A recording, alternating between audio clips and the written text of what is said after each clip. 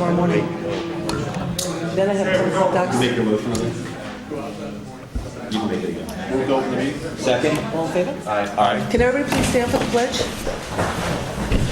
I pledge allegiance to the flag of the United States of America and to the republic for which it stands, one nation, under God, indivisible, with liberty and justice for all.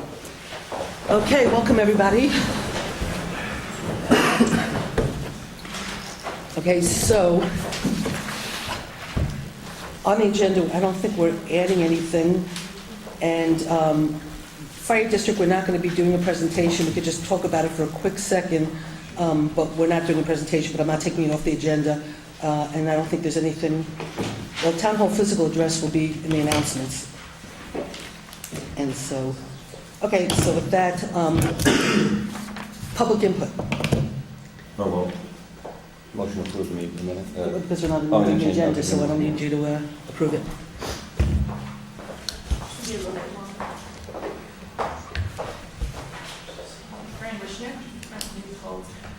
So I need to talk again about sewer development planning, tie the whole thing together, and I'm going to try to say it differently, because I thought maybe if I do it without numbers but with concepts, maybe it will be more clearly understood what the point that I'm making.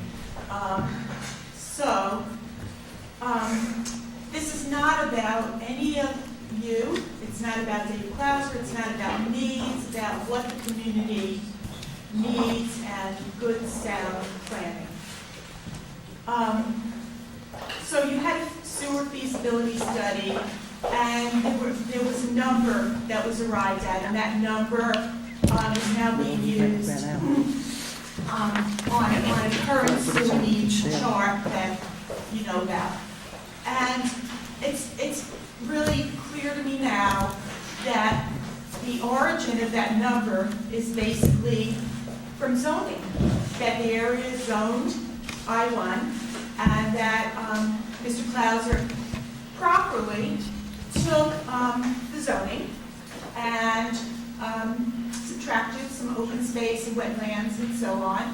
And after he subtracted it, the remainder was buildable space, and then that was assigned a number, and then based on that, the number of gallons of wastewater was determined.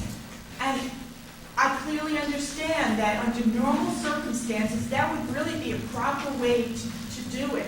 You take the zoning and you apply it, and that determines your sewer needs. The problem that I see is that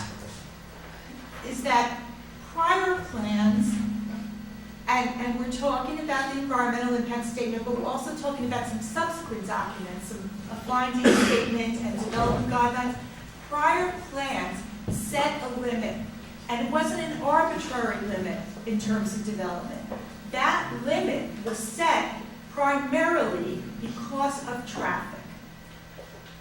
The traffic concern was that if there was excessive development, and it defined what that excessive development would be, that South Putt Corner Road would need to be widened to 4 lanes. And at the time that that study was done, the community had meetings and hearings, apparently I wasn't there, and rejected the 4-lane concept, as I'm guessing we probably would do today if we really were talking about it. So the amount of development that was discussed that would not trigger the 4-lane, but would be the highest amount of development, was 1.29 million gross square feet. The zoning allows for much more. So it's not our engineer that's coming up with some arbitrary figure. It's based on zoning, and I get that. What I'm saying to you is that the zoning doesn't match with what the big concern about traffic. And because it doesn't match, there needs to be a step back. So I don't like to present problems without solutions. I don't think that's really a good thing to do. And fortunately, I think we have a solution. And the solution, interestingly enough, comes from a 2013 grant application that the town made on sustainable development. And it had much less of a building footprint, and it had green measures, which is another thing that New Paltz needs. So what I'm saying to you, in a nutshell, is in 1995 and subsequently after that, for several years afterwards, the plan showed a level of development that would not get to the point where you would need 4 lanes, and that was a big, big concern. The zoning and the development measures that would need to be put in place were never put in place appropriately. So now that's what we're dealing with. One thing says one thing says another. It's not that something's wrong, we shouldn't use the word wrong. So it's so clear to me what's going on here. The problem is, what do we do about it? And so I wanted to try to present this to you as a policy, dilemma. That's what we're facing. And it's not necessarily because of this board. It's prior boards that didn't work to implement the very recommendations that were put in there. So I hope I've presented this clearly. I'm really trying to make it as clear as possible. And I hope that we can move to do some sound planning around this issue. Thanks. Thanks, Fran. Thanks, Fran. And you did explain it very, very, very clearly, Fran. You did a very good job, a really good job. So does anybody else want to speak during public input?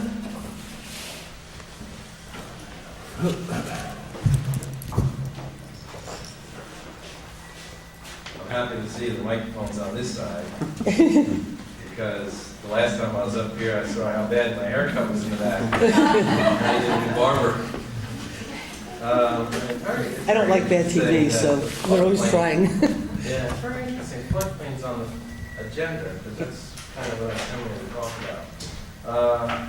I would like to say that I'm available for the 5th spot on the town board if you're so inclined to appoint me. All right.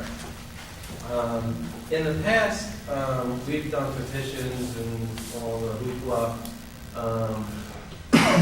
for the town, but when I foiled our petitions on floodplain law and stuff like that, nothing. So they never got filed. So I make copies now, which I'll give a copy to Rosanna so she can enter it into the public domain for anybody to foil if they want to do it. All right. I went to the Bridge Committee meeting. So in 2017, Fran, that was a beautiful presentation. Just that you can keep all them thoughts in your head straight is unbelievable. I got to write it down. In 2017, the County of Ulster is going to replace the Carmine-Roberta Bridge. The scope of the work is from abutment to abutment, a distance of 180 feet. Is this adequate to allow the Wallfield River to flow through? I believe no. I discussed with Ed Pine moving the abutments, but Ed Pine, the Ulster County DPW engineer.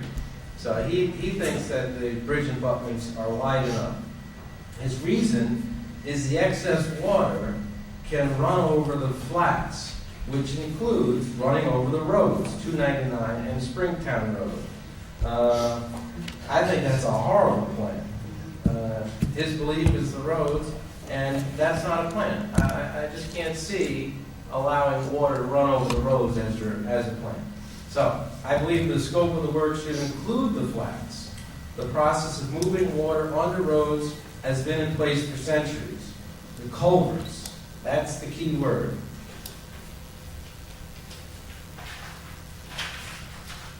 I have marked, using orange spray paint, if anybody has noticed the telephone poles, from 299 and Springtown Road at that intersection to Lewis Lane and from 299 Springtown Road to Mountain Rest Road. The orange marks are a level point from A to B. these surfaces have not gone underwater in the highest floods. So we need to move the roads to these heights. If the town presented a resolution to the county using New York Rising funds to install flood control concrete box culverts between the bridge and 299 at Springtown Road, and at various low spots along the way. If you notice, between 299 Springtown Road and the bridge, it's just like a big dam. When last meeting, I sat and discussed with Dave Clauser about how there's no relief for the floods in that area, and he said, and he's an engineer, that typically in bridge areas, there's relief culverts for flooding waters. So, he also agrees. So if we raise the road to the orange line, that would allow egress and ingress, and it would be unaffected by the river floods, because this new height of the road would not be underwater. It would promote the health, safety, and well-being of New Paltz residents and visitors. There's additional low spots along Springtown Road. I'll mark them later, but they could be addressed as well. Central Hudson has stepped up to solve the issue of flooding by changing the SOP and concerning banking water. When I originally started discussing with them, they told me that, well, we've been doing it this way for forever. And I said, well, are you wearing the same jacket you wore when you were 5 years old? It's time for change. So, and they did. So Ray, not to interrupt you, but you're talking about Central Hudson deliberately held back the water to bank it so they could run it through its turbines to generate electricity at peak hours, right?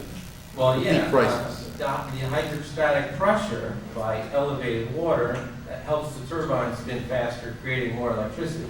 I spoke with a gentleman who used to work at the plant for 25 years, and he said they had gates that they opened and closed to maintain the level of the water. So when the water was high, they would trigger the first gate, and then in a series of gates would open, and the water would flow until somebody could walk across the dam and close the gates. With the bladder, they can inflate it at any time. There's no harm to human life by inflating a bladder on the dam. But anyway, so Central Hudson has stepped up. I give them a lot of credit. You know, once in a while I'll email John Mastergy and tell him thank you for the guys down there. The town board needs to step up and solve the ingress and egress problem. I don't know if you noticed, but in the last, say, 3 years, I haven't seen a lot of floods out there. The previous town board passed the flood laws, which states to limit public funds on costly flood projects, not to burden town taxpayers. I disagree with this rationale. As a taxpayer, I share the burden on costly town projects. Town board discussions, legal fees, engineering fees, town staff duties and maintenance, and so on. Town projects currently in the works that I pay for and will not need. Water system. I have a well. I have no need for a water system. But it will benefit the town as a whole. A sewer system on South Corners Road. I have a septic tank and a leach field. I will not benefit from a sewer system. I'm not saying that this wouldn't be district and the people who are using the district services, they would pay for use, but I'm helping set up the infrastructure. Waring Lane, speed humps, excessive signage, gates. I don't use that road, but I pay taxes to help people who live there alleviate their issues with Woodland Pond. The New Paltz Youth Center provides services for school-aged children, which is great. They're from New Paltz, Gardner, Plattekill, Rosendale, Esopus, Highland. A 100-foot ladder truck for the fire department. Never come into my house. Only the college has buildings high enough, and they don't even pay taxes.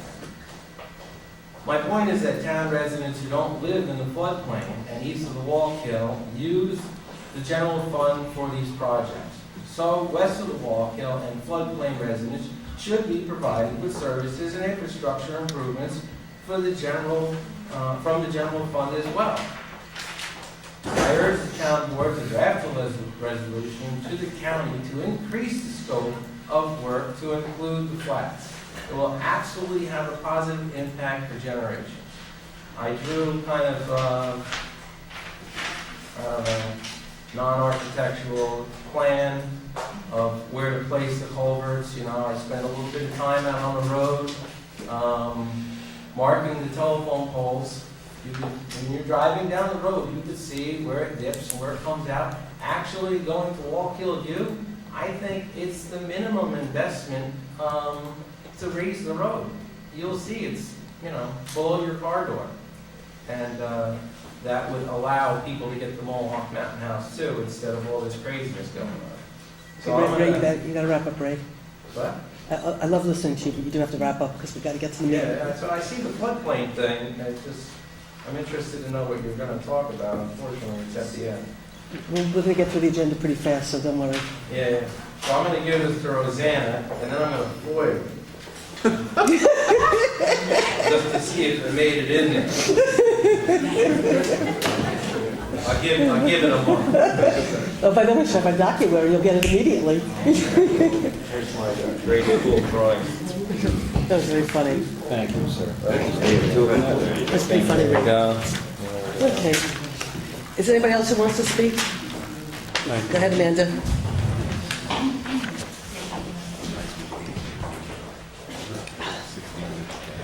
My name is Amanda Sissenstein. I've recently been viewing past board meetings because I've been losing track of current issues in the last 7 months or so. What I saw in these videos made my jaw drop. It was not just the decisions made by this board that I disagreed with, including dismissing the police commission, not reinstating Tim Rogers to the planning board, and some other items. Mostly what appalled and shocked me was the behavior that I witnessed. Why is it that the only member of this board that has exhibited adult and professional behavior is the youngest person on this board by 20 or so years? The person whom the town supervisor once disrespectfully referred to as the junior council member. Perhaps said in jest. However, as we have seen, this is a clear indication of the council's attitude toward councilperson Torres. This is not only disrespectful to a member of the town board who was elected just like everybody else on the board, it is also disrespectful to the members of the public who voted him in with great enthusiasm. What is Councilmember Torres' reward for being a dedicated, hardworking, honest, and focused council member? Abuse, threats, and blatant disregard from the rest of the town board. The fact that during important meetings and discussions, Councilmember Torres has had to fight to have a chance to speak is reprehensible. Then when he finally gets a chance to speak, he is frequently interrupted and talked over. The way the town board talks to and about the public indicates that they think the public are stupid by giving fake reasons, pseudo-explanations that are completely incoherent, and then acting as if those are valid and sound arguments justifying voting or taking action against the express will of the public. Fortunately, nobody is fooled. If there was a vote tomorrow on whether or not to recall the folks on this board, that would take immediate effect. Councilperson Dan Torres would be the only person left on this board. Being elected by the public doesn't mean you then get to do anything you want and claim you have public approval because you were elected. That is circular logic, and that is pseudo-reasoning. You should be making decisions based on continuous input from an actively engaged and informed public, but you only do so when it is legally mandatory or strictly convenient, or politically convenient. You want to hear from the community. I'm out there in the community, the high and the low, and the in-between. The young, the old, those with families, those with careers, as well as the houseless, the addicted, the jobless, those who have jobs but are struggling. I know them, I speak to them, and I care about them. And there's one thing that unites them, their distrust of you and their disappointment in you. Everyone is disgusted and dismayed by your decisions and behaviors. If you think the public isn't smart enough to see through your backpedaling, excuse-making, circumlocution, pseudo-reasoning, and personal agenda-seeking, you had better wise up. Your blatant disrespect towards Dan Torres and your disregard for his contributions on this board, characterized by condescending, patronizing behavior, has made you all look like peevish children. And although this board has had moments of true public service, the local fight against fracking, the struggle against the IDA regarding Wilma Wright and Park Point, has been overshadowed and lost in the mire. The rate at which you interrupt public speakers during public input and then respond rudely when some of these same members of the public speak outside of public comment time, they're often silenced, although selectively, and they're treated abusively. And how abusive you can be of the members of the public who care enough to show up to the meetings just because you don't like what they have to say shows your thinly veiled disdain for community members. You treat the public like their children, and I believe this is your actual attitude toward your constituency. You are not elected because you are special, or really smart, or really good, or somehow above the rest of the community. Most of you are elected because, for the most part, we didn't have better options. So you should adjust your behavior towards those who begrudgingly elected you. Thank you. Is there anybody else who would like to speak? Marion?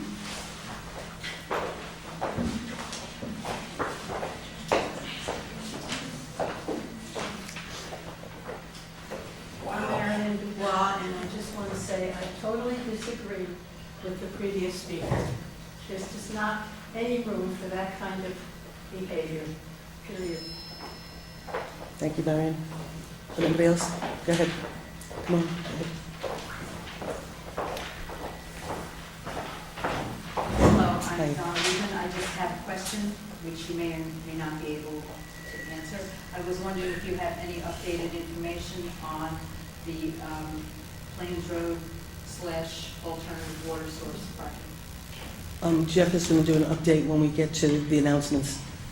Very good, thank you. Thank you. Go ahead, Michael.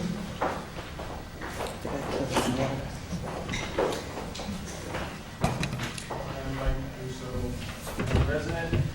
I'm here just to follow up on what Steve Greenfield asked last week about Paul Brown's article. It's been a week now, so there's been time enough to consider whatever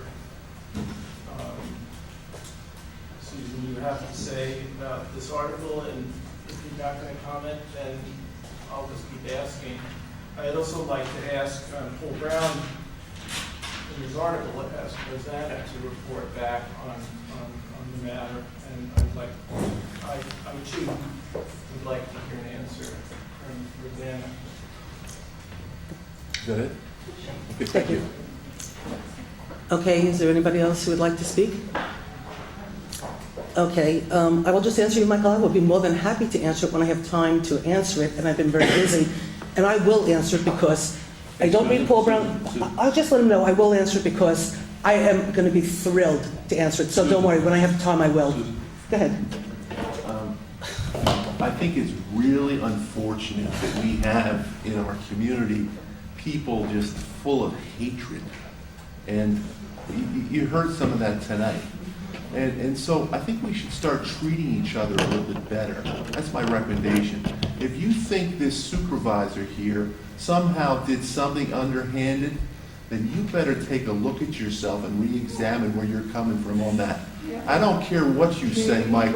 Mike Roos, you're up here for one reason, and that's to try to discredit that woman who works really hard for this town.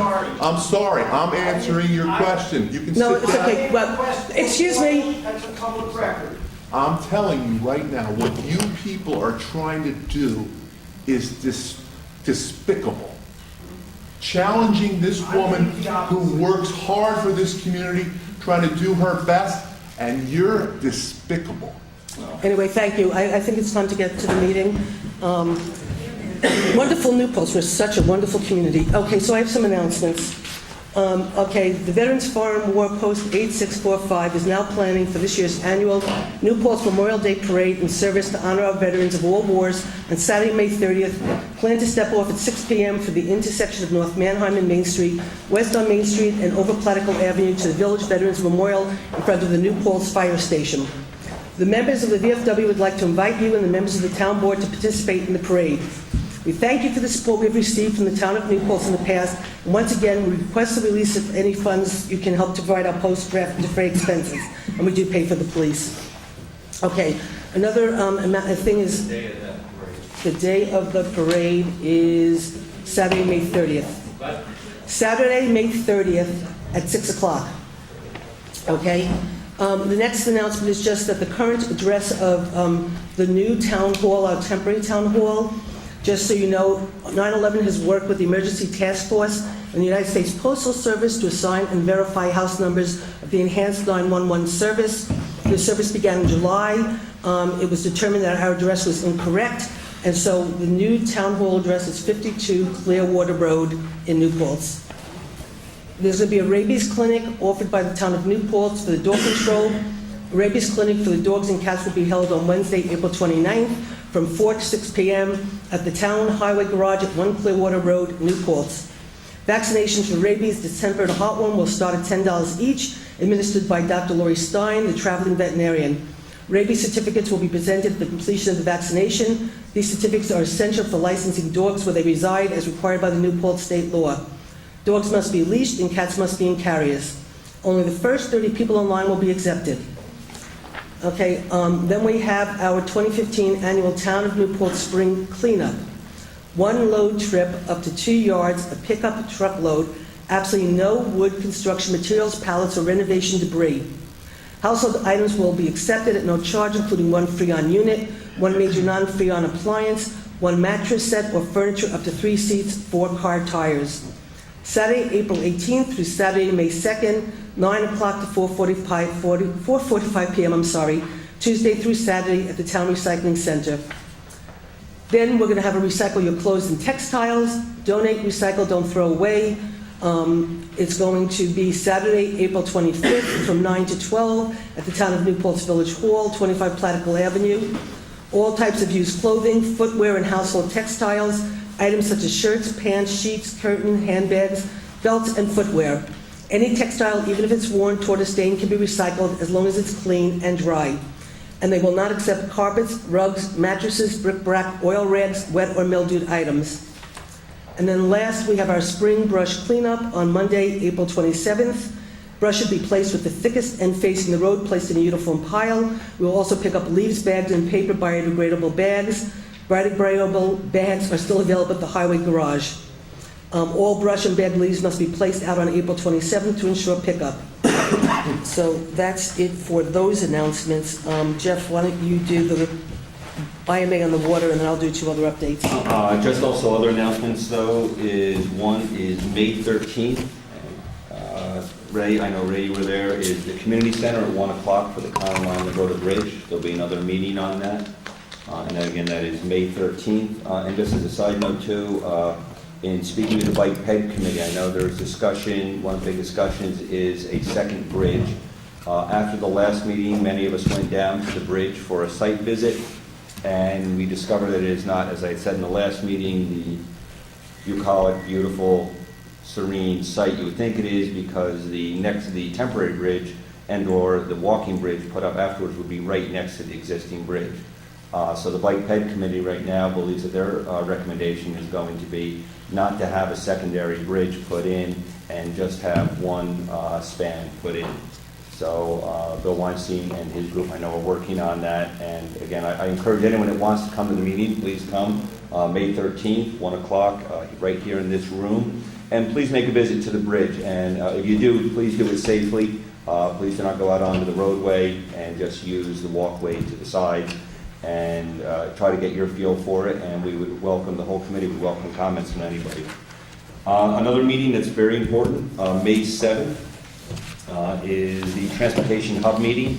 Actually, I remember giving the announcement all the way back in 2013. This is a follow-up to the 2013 meeting, and this is involving the potential of putting in a bus and transportation hub, potentially moving the current location of the Trailways bus station to another location within New Paltz. Again, there was a meeting back in 2013. There have been some changes in the community, some more studies on traffic, and that, again, will be May 7th, 7 p.m., right in this room here. And the other one is, if anyone notices, and I know we have some of our firemen here, and they'll probably notice it too, or they've been notified, is there will be controlled burns up on the ridge. They start now. These burns are being done by the Schwambach Ridge Biodiversity Partnership, which partners with all the owners of the ridge. These burns are controlled burns that go between April. I don't think they've had any yet. There've been none. The weather, they need very specific weather conditions, humidity. Wind. wind, no wind. They need lots of very specific conditions, so that's why they have such a huge window. So anywhere between April and December, they have three specific areas. All these actually are posted on our website too, including the controlled burns. We also have the maps published on our town website if anyone wants to go and look at them. For water, I'll go right into water. For water, on Wednesday, we had a meeting. It was myself, it was Sue Zimmett, it was Dave Klauser, it was Dave Merzick, it was Dan Machard. Dave Merzick is the water. I apologize. Dave Merzick is the attorney for the Village of New Paltz for the water. Tom Rocco, village trustee in the Village of New Paltz, Sue Zimmett, supervisor, myself, Dave Klauser, the engineer for the town and also engineer for the project. We had Joe Moriello, attorney for the town. We had Jennifer Chang, also attorney for the town.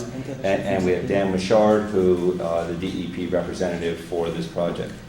The reason we were meeting was to work on the IMA, which is the intermunicipal agreement between the two communities. This is an agreement that involves the town and the village coming to an agreement on the two proposed water sites, which is the one at 101 Plains and Plesser, and have an agreement on everything from how the water will be supplied, the term it will be supplied for, and how it will be supplied.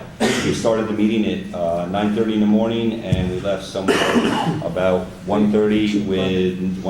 o'clock with no, with no breaks. I want to congratulate our attorneys. I want to publicly also do that. Dave Merzick for the village was incredible, and our attorneys were also just fantastic in working through the many issues. Right now, it is still a draft. We did not receive a draft back, so I will just let all the board members know. Susan does know, but I don't believe Dan or Kevin know. We're probably going to need to have a special meeting next week. We would hope to be able to have a special meeting to approve the IMA between the two of them. And once the draft is approved, then it becomes an actual agreement between the two communities. This will also allow us then to go into the IGA, which is the intergovernmental agreement, which is the agreement between also the town is going to have one and the village will have one with the DEP directly. This actually goes to the New York City Comptroller for approval, and this does where, if you have heard us say, we are actually now moving everything forward a little bit because we are not going to be working at risk. This board is not comfortable working at risk. So what we're going to do is, it traditionally takes about 3 or 4 months before you get approved by the comptroller's office, and we cannot get that until we complete the IGA, yes, and the IMA with the DEP. The village's IMA will probably be completed over sometime in early May. Theirs goes a little bit quicker.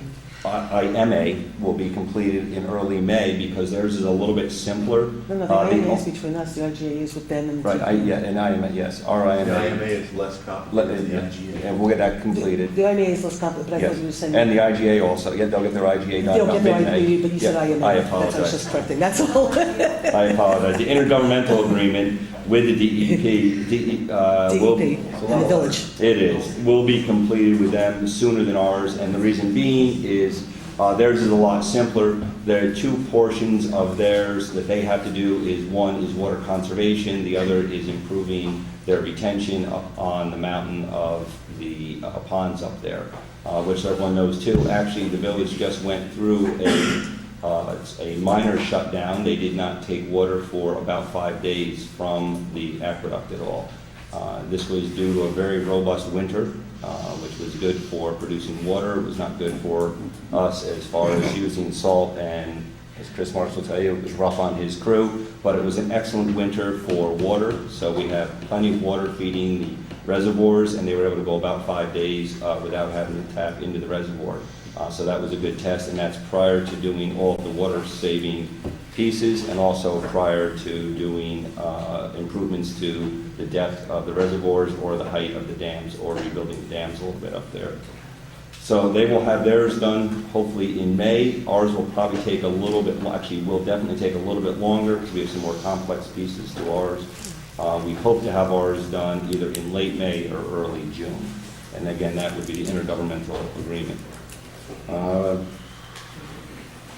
That's about all I can give you for the updates on it. If anyone has any questions? There isn't anything in concrete yet, though, so that people know. No, there's nothing in concrete. Again, the IMA, we spent a long time, because there was a lot of technicalities and really trying to figure out how there was equity between the two municipalities, also making sure we took care of the people who might be burdened by this project, and trying to make sure that there was really, the responsibility was sort of shared in a way. But until we adopt the IMA, there's nothing concrete. We should probably have a special meeting next week to do the IMA, and one of the goals is to do the IMA before the village election. So we're trying to get the IMA done by next week. And the other piece is all of this is all based, Kevin, because it is about question. All of this is based on the study that has gone on for several years that the DEP has spent a little over $1 million just about to date on studying water backup systems and what can be done. There was a test that even goes back, even in the phase one, which we referred back to, the phase one, which goes back even several years before that. That was several $100,000, if not more, maybe $500,000 was spent on that, looking at before they went to the phase two of actual searching through that the water, that everything, the sources they're looking at, the improvements they're looking at are more than adequate to provide all the water needed. And also, this was the same based also on all the engineering that both the village board approved and the town board approved back in the end of January. I believe that was January 26th, we voted on that and approved it. So we're basing it on just still going forward, and as soon as we get a copy of the IMA, I will let everyone know, and our attorneys will understand. Just for the record, I want to make sure that the risk on the engineering doesn't fall on the town. We were very careful to make sure that the town wasn't taking any risk for any of the study that was done, and that it's all being written in a way that we, A, are not obligated to provide the village a certain amount of water. We're not obligated to make sure there's enough water for the DEP for their shutdowns. We're not assuming those risks. And we're also putting certain, like in other words, that they can only do one shutdown a year for 10 weeks, that it's not just open-ended as many shutdowns as they want. So there's a lot of things we're putting in to try to help solve the problem for the community so there's water, but on the other end of the deal, make sure everybody's protected to the best of their ability.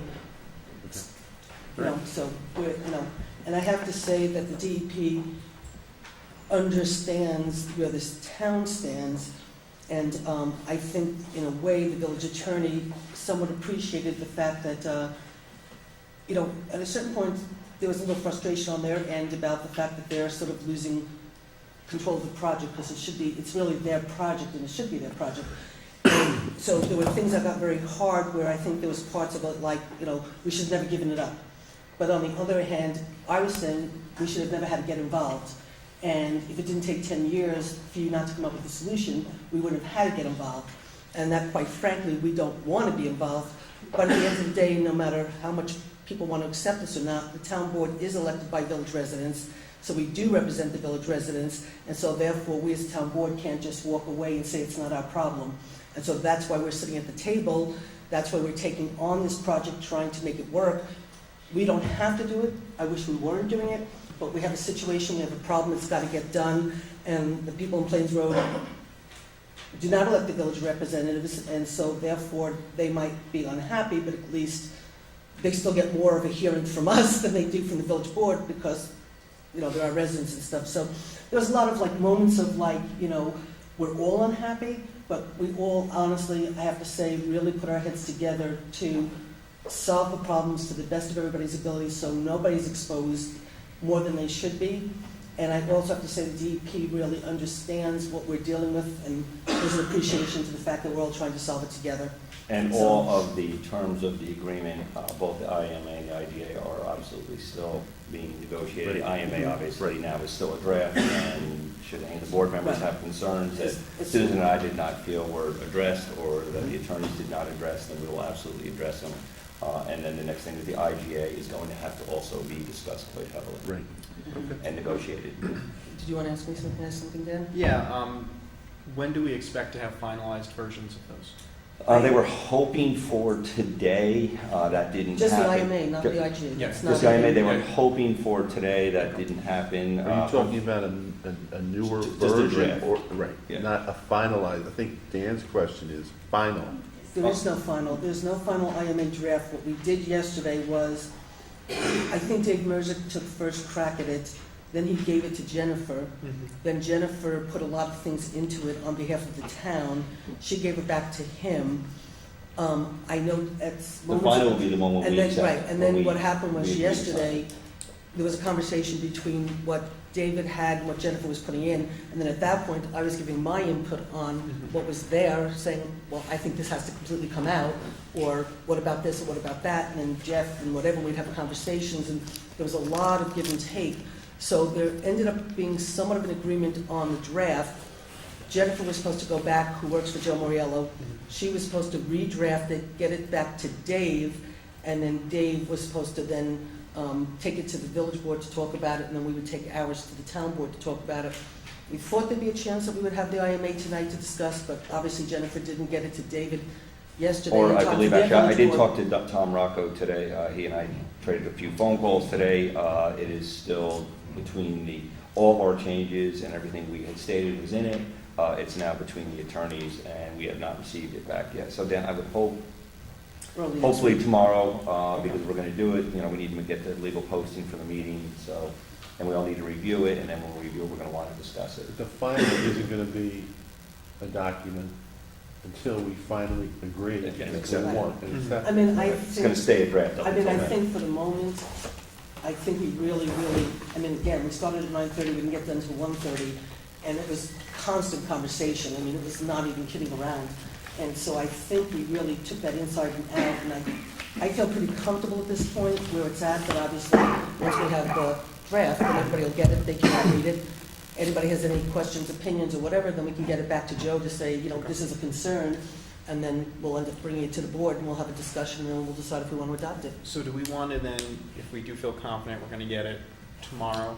I don't feel comfortable You getting it don't- tomorrow, but I think we'll have it sometime within the next Is day, your on question Monday. when we should have it up on the website? I was going to say when we should schedule the meeting to talk about it. I don't We want don't to, know, we don't know. yeah, I don't want to I mean, the schedule goal one is now. trying for Yeah. next week sometime, but until, I don't, Until we before we have didn't it, get it yeah. yesterday. Yep. We didn't get, it's not done today. Hopefully they'll get it tomorrow, but, it might not come till Monday or Tuesday. So as soon as we get it, we'll probably try to turn it around to 42 days. I think we have 24 to 48 hours of public notice time. And the village So- is doing the same thing. They are going to do a special meeting to get theirs approved. Okay. Ours will both be, obviously, between the two of us, so they want to have a special meeting, or we both want to have a special meeting next week to approve it. That's the goal for both the village and the town. But we can't do anything until we know when we get it. Yeah, We know we no, get So, it, yeah. so, Well, I was wondering if maybe what we could do is schedule it for our, would be a normal time Thursday, and if in the event we don't have that document, we'll just cancel the meeting. we could do that if you want to schedule for 7:30 next Thursday, a special meeting. 30th? We can do that. And, wait, that's not Memorial, that's not the parade, is it? Didn't I just say that was a parade? That's right. Is that the? May 30th. That's Saturday, May 30th. Oh, May 30th. This is April 30th. May April 30th. Okay, Or so no, we could do. I mean April 30th. This Yeah, okay. Thursday. So then why don't we Before schedule we do that, tentatively? is that available? I just want to make sure. Yes. Okay, so April tentatively- 30th, So we'll tentatively will schedule a special meeting for the IMA for next Thursday at 7:30. 7:30. Okay. And, I said, it will be done by then. I can't Great. imagine that we won't. Okay? So is everybody okay with that? Done. Dave, did you want to ask a quick question? Because I really don't want to get into a debate. We have stuff to do, but Just as a question, I hope in your consideration here, I happened to hear Bill Rhodes' lecture today at one of the ponds, and he brought up the question when we had a major fire in this community. And I just wonder whether there is an exposure or That's actually part, if you do read the full plan, fire protection is built into the plan. What do we need if we have a major fire? It's absolutely part of the plan. It is designed, major fires are designed into the engineering, and it's actually, I don't know where, it's in that actual thick document. Good question. Okay, Ben, just a quick thing, and then we'll, Yeah, a quick, actually, 2 questions. The special meeting that you just tentatively scheduled, Right. would that be a public meeting? oh, yeah, so, no, absolutely, Yeah, honestly, yeah, it's yeah. it's a regular, it's a special, it's a regular town board meeting, it's just a special meeting. And It's not pre-scheduled, every third and fourth Thursday. And I just hope the village doesn't decide to schedule theirs at the same exact time, so actually, I'll email the village to let them know that we're doing ours at 7:30 on Thursday, and they should do theirs at a Well, it earlier or doesn't different really time. matter. Sure. I did have another question, and it has to do with the mechanics of the IMA and the IGA. Is there any part of the IMA that might rely on terms of the IGA? Actually, there are things in the IMA that will reflect the IGA. So there were certain things, and I can't remember specific technicalities, but there were questions that I was asking specific to that, that, well, that's not going to be, I'm not going to accept this in the IGA, so why is this in here kind of thing? So certain things were taken out. And then I said, if we're going to be moving along this direction, like, for example, that we know that we're only going to want the DEP to have one shutdown a year for 10 weeks. Because the original IGAs, IMAs, whatever kind of stuff I was seeing was really they could have as many shutdowns as they wanted. And so we, sort of said like, no, we're only going to have one shutdown, a year. And they agreed to that, so that might be reflected in the IMA and that would also be in the IGA. So there are some things that will parallel, but first we're doing the IMA and we haven't gotten to the IGA. So that's the part I don't understand, and I haven't done this work, so. It's okay. But But it doesn't, it seems sort of putting the cart before the horse to work out the IMA before the IGA. No. Actually, what's interesting is they won't, and just because the comptroller in the city and everyone do these all the time, they will not sign the IMA until there is an IGA. And the reason being is the IMA is the agreement to actually allow them to start covering all the costs, and that there is now going to be something that may or may not happen. If we do not have an IMA in place, then there's nothing can happen. So the IMA is going to show that both these communities are going to agree to sit together and discuss something. We're going to discuss the water in this case, so we're going to have a water project. The comptroller will not sign off on the intergovernmental agreement until they know that both parties are now interested in actually doing it. So they're actually protecting themselves.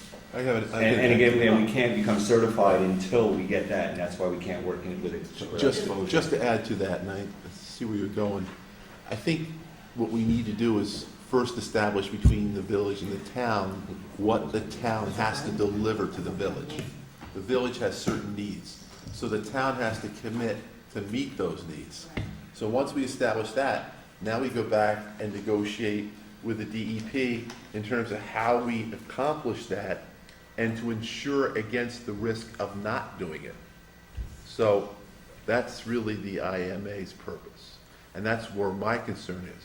I want to ensure that the IMA protects the town and the village to the extent that the studies aren't correct. I want to make sure there's a backstop built into that agreement so that the burden doesn't fall on the town. It should fall on the DEP on the data. If the data's wrong, it shouldn't be our fault, and we shouldn't be responsible for it. So that's why the IMA is done first, and then the IGA is done first, and then the IMA is done first, and then the IGA is done second. And that's where things like, and Don, that's where things like the terms come in. So that's what we're gonna, so we are sitting here agreeing, we will be giving to the village 500 gallons between 2 water sources per minute of water During the shutdown. during the shutdown period only. That's it. Now, what the next piece that comes to Kevin is, now what we're doing is making sure when we go to do the IGA with the DEP in New York City, Then we set the terms. Here's how long we will agree to do it. We haven't even, it's still in negotiation.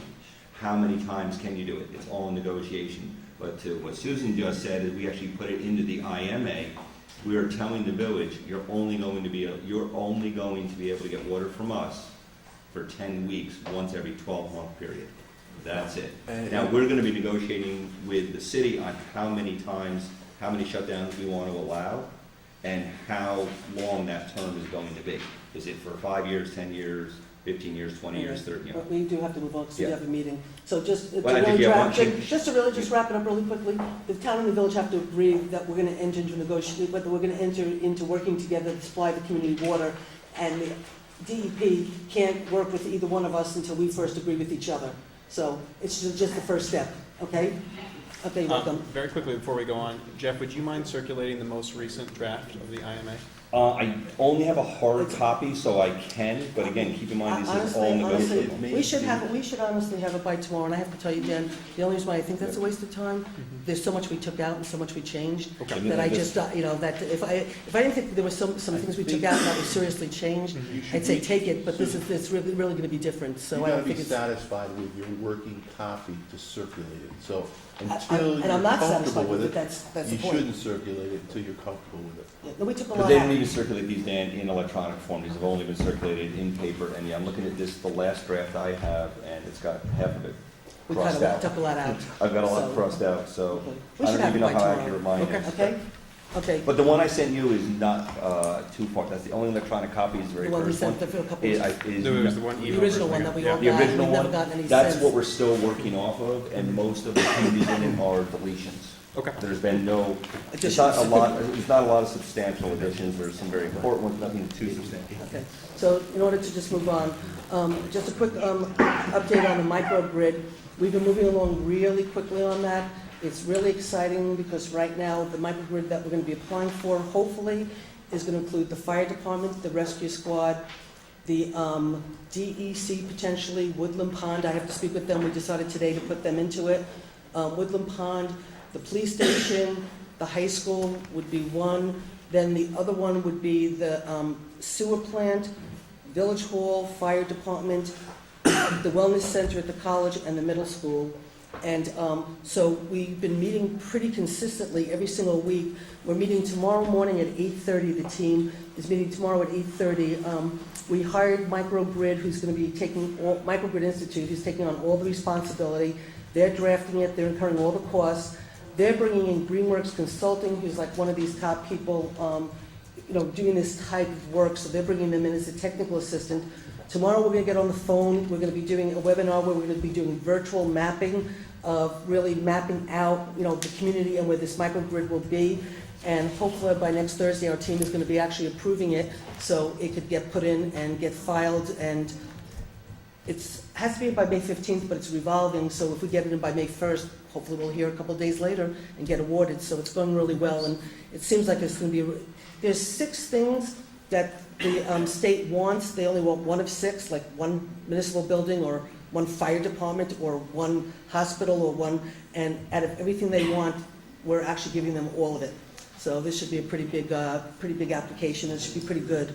And what this will do is, in an emergency situation, if God forbid there's a storm or something, all of the governmental facilities, from fire to rescue to police to town to village to the school districts, will be operational. And that's what this whole purpose is for, and it's really, really moving fast. So before we get into a couple of the meeting things, the meeting stuff, our planning board attorney has stayed, so he can help talk us through a little bit and the community through a little bit of understanding. We all know that the Wilmerites sued the planning board for denying them their application based on the impact of the Category 5, and we won that, and it was a great decision, according to us. We sued the Ulster County IDA for the creation of the Category 5, and what the judge did was basically said, I don't have to decide this because I decided it in the planning board decision, and so therefore I'm not deciding it, I'm just sort of taking it off the table. And did I explain that? Yes. Okay, so that's where we're at. Unfortunately, as of yesterday, we got the appeal notice that Wilmerite is appealing the planning board decision. And so George agreed to stay a little bit to talk to the community and the public about what this means to us. So with that, George, why don't you go up to the microphone or come up here, or go sit next to Rosanna. What's the next one, Jen? Now, Rosanna, you got these copies or you didn't? Okay, why don't you give those to Rosanna for the record? Who do they serve those? George got them. They serve them They to serve you? the attorneys, Oh, they don't serve it to the town itself? correct. Oh, Because okay. you're in litigation and we represent you. Okay. So basically, what Wilmerite has done is taken the first step in an appeal. It's filed a notice of appeal, which it had to do within 30 days of the date it got served with the entered order. It now preserves its opportunity to complete the appeal. It must file the appeal within 60 days from the date it received service. So sometime in June, it's scheduled to file. It normally, what happens in the appellate division for the department is that typically it will give you, that's a 60-day window. If you don't take advantage of it, they'll dismiss the appeal within 6 months if no one makes a motion to compel the appellant to perfect the appeal. So you can tighten up the time frame a little bit by making that motion. Perfecting the appeal by filing a brief. Yes. So they have to file a brief, then they have to file a record on appeal. I think when we provided you with the documents, there's approximately 2,000 pages in the appeal record for the planning board. And that will either be reproduced or we'll have to talk to the filing an appendix, which is selected documents. In this case, I think they have to file the entire record. So that's an undertaking and it will take some time. Can I ask a question? Sure, of course. What's this gonna cost? I asked that already. I already asked him that. If they don't- I'm not telling, and then I'm not expecting this to be, I mean, I can write down a number, you write down a number, and If you don't perfect the appeal, it'll be very low. with perfected, or if you just say, how much lifting is this community, what would you anticipate the cost to be? I know it's a difficult question, but. The research is done already. The research is done, the brief is essentially written, it has to be recast. It has to make reference to the arguments that are being made by Wilmerite on the appeal.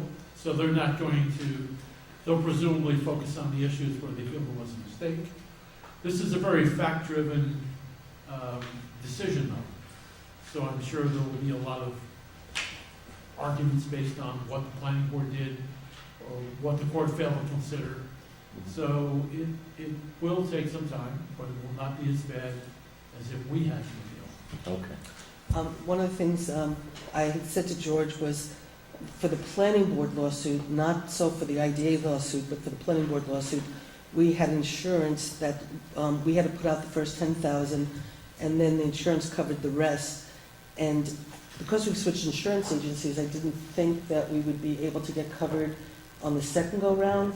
But George told me he thinks that because it's the same lawsuit, that the insurance company is still bound to continue to cover us on this. So I said that I would make a call to our insurance agent to just confirm, but George seems to think that we'll be able to continue with the insurance.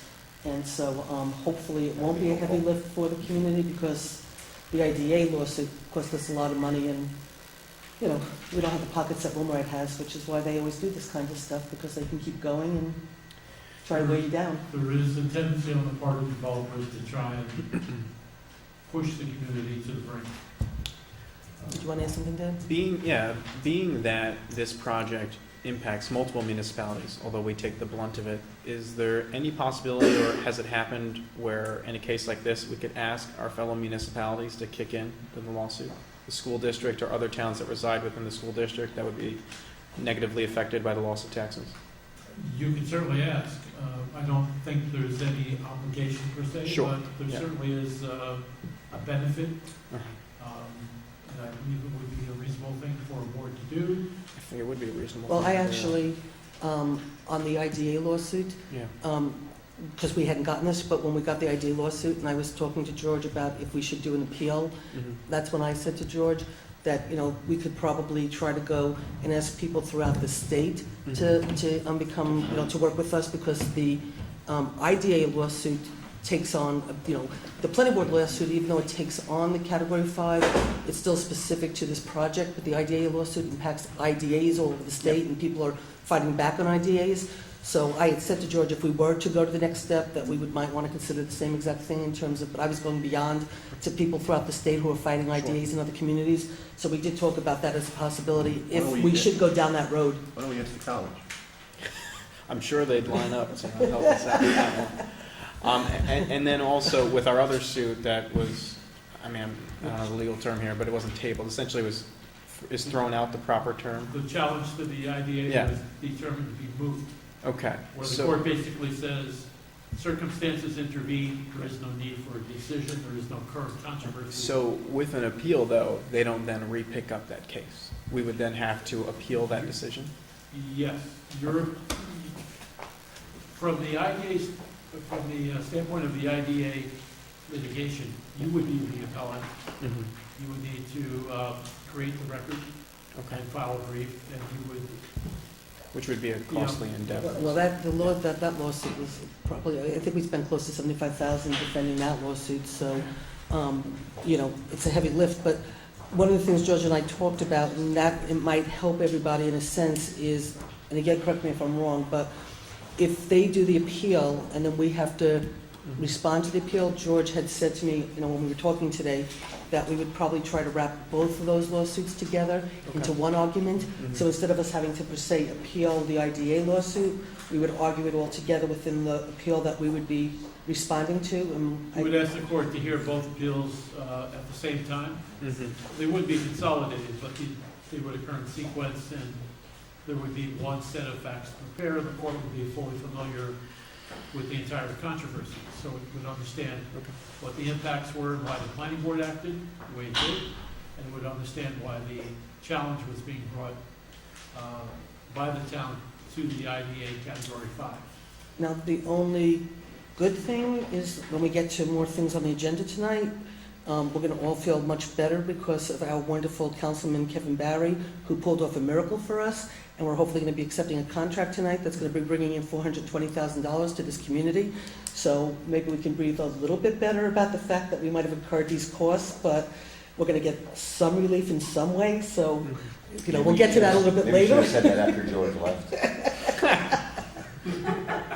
No. She meant $4,200. So in the That's what meantime, I thought. if we want to go down this avenue of asking our other municipal bodies, is that something we should wait on and see how this plays out, or is it something that we maybe would want to at least put the feelers out now and see if there's a willingness to do that? I would say the sooner you discuss it, the sooner you'll provide a better opportunity for those other bodies to Well, understand what's going on.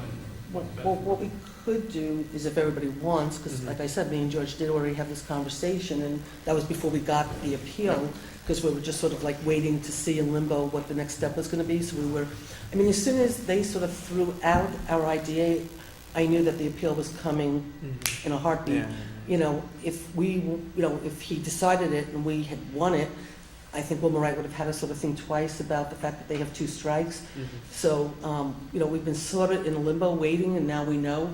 And we're going to still be in a little bit of a waiting, but I guess if everybody wants, I could work with George to try to draft some type of thing about New Paltz, the IDA, what we're fighting, what we're up against, and if we need to go to the next step with other communities. We can try to figure out how we can make this bigger and bring more people in. Yeah. So George and I can have those Yeah, conversations. I mean, I would Kevin definitely be in and favor George of can have us those doing that. conversations, so, Yeah. we'll proceed, Yeah. because that's, I think, in a lot of ways, Seems actually fair. I think it's what we should be doing. Yeah. And there's a lot of communities out there have been, talking to us and reaching out to us, and, it's just an unfair situation. So, Thanks, George. anything else? Any other questions from anybody? Anything else you need to tell I'm us? going to keep you off the clock. It's not.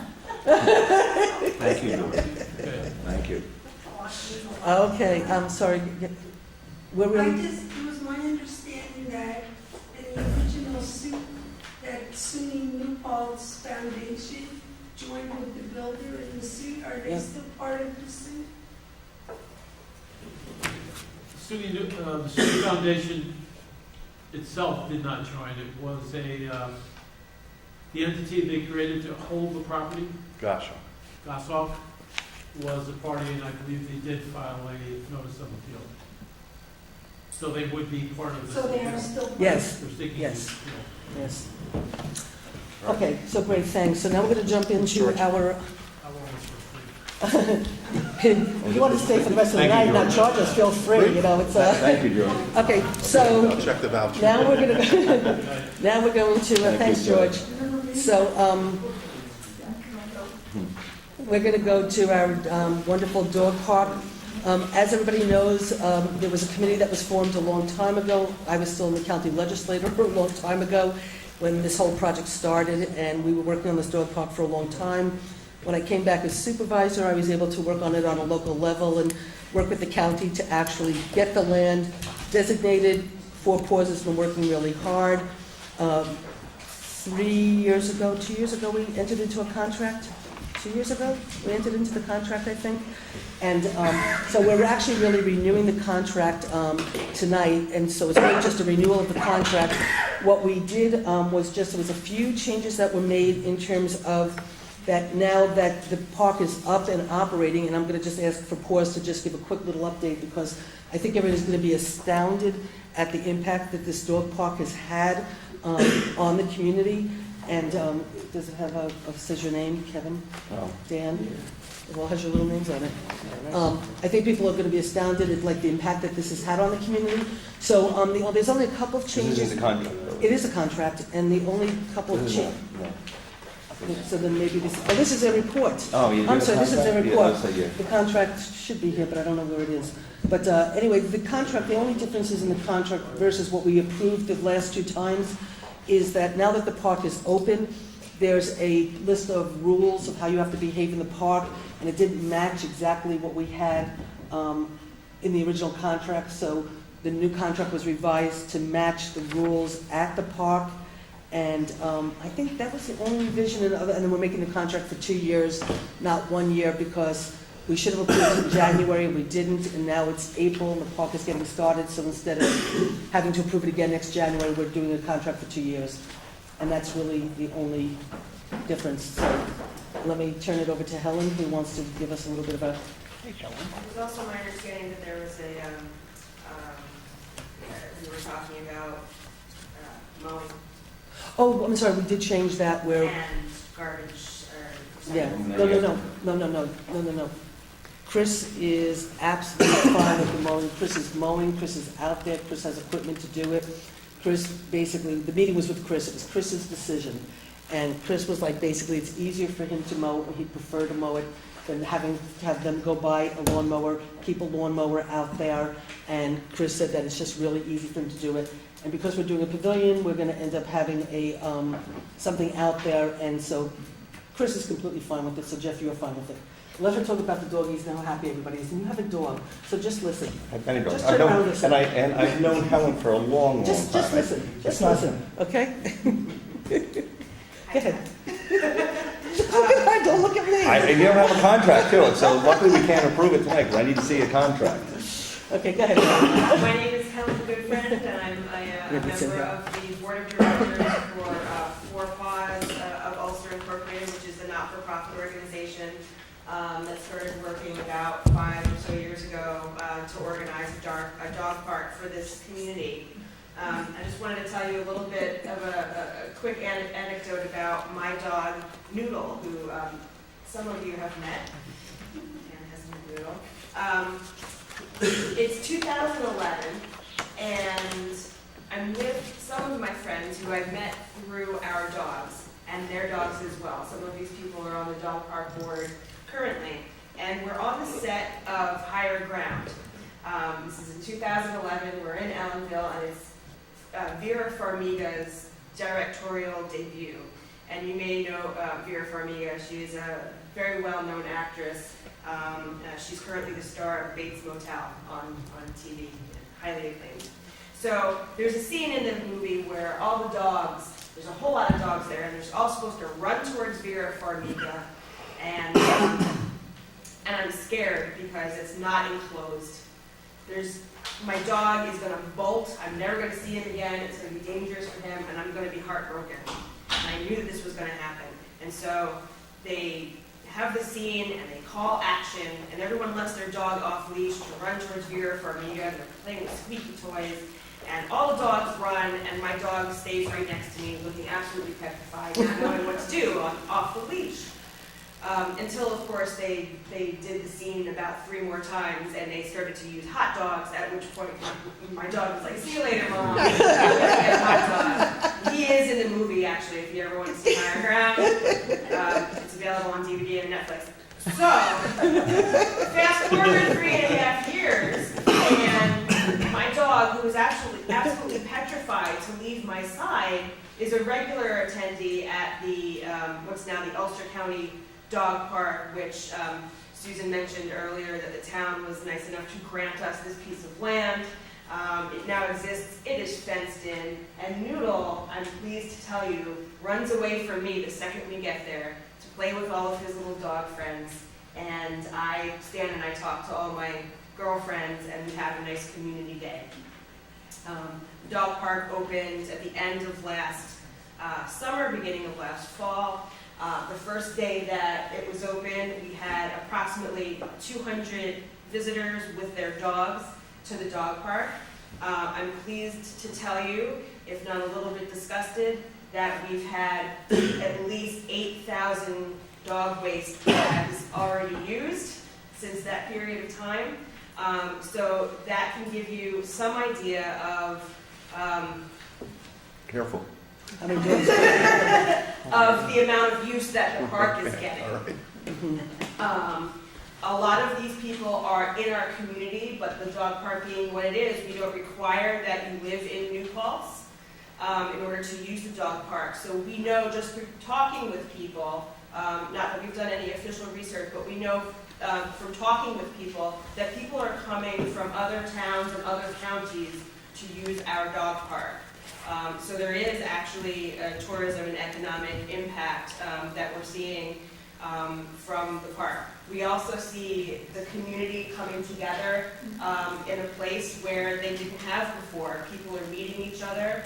I met Dan Torres' mother there, and it was wonderful to meet someone in my community who I had never met before, but who I had some kind of connection with in the ether. So it's a place where people go to become part of their community, to meet people, and of course, a place for their dogs to run and have a good time. And like I said, Noodle runs around, he doesn't care that I'm there, he has a grand old time now.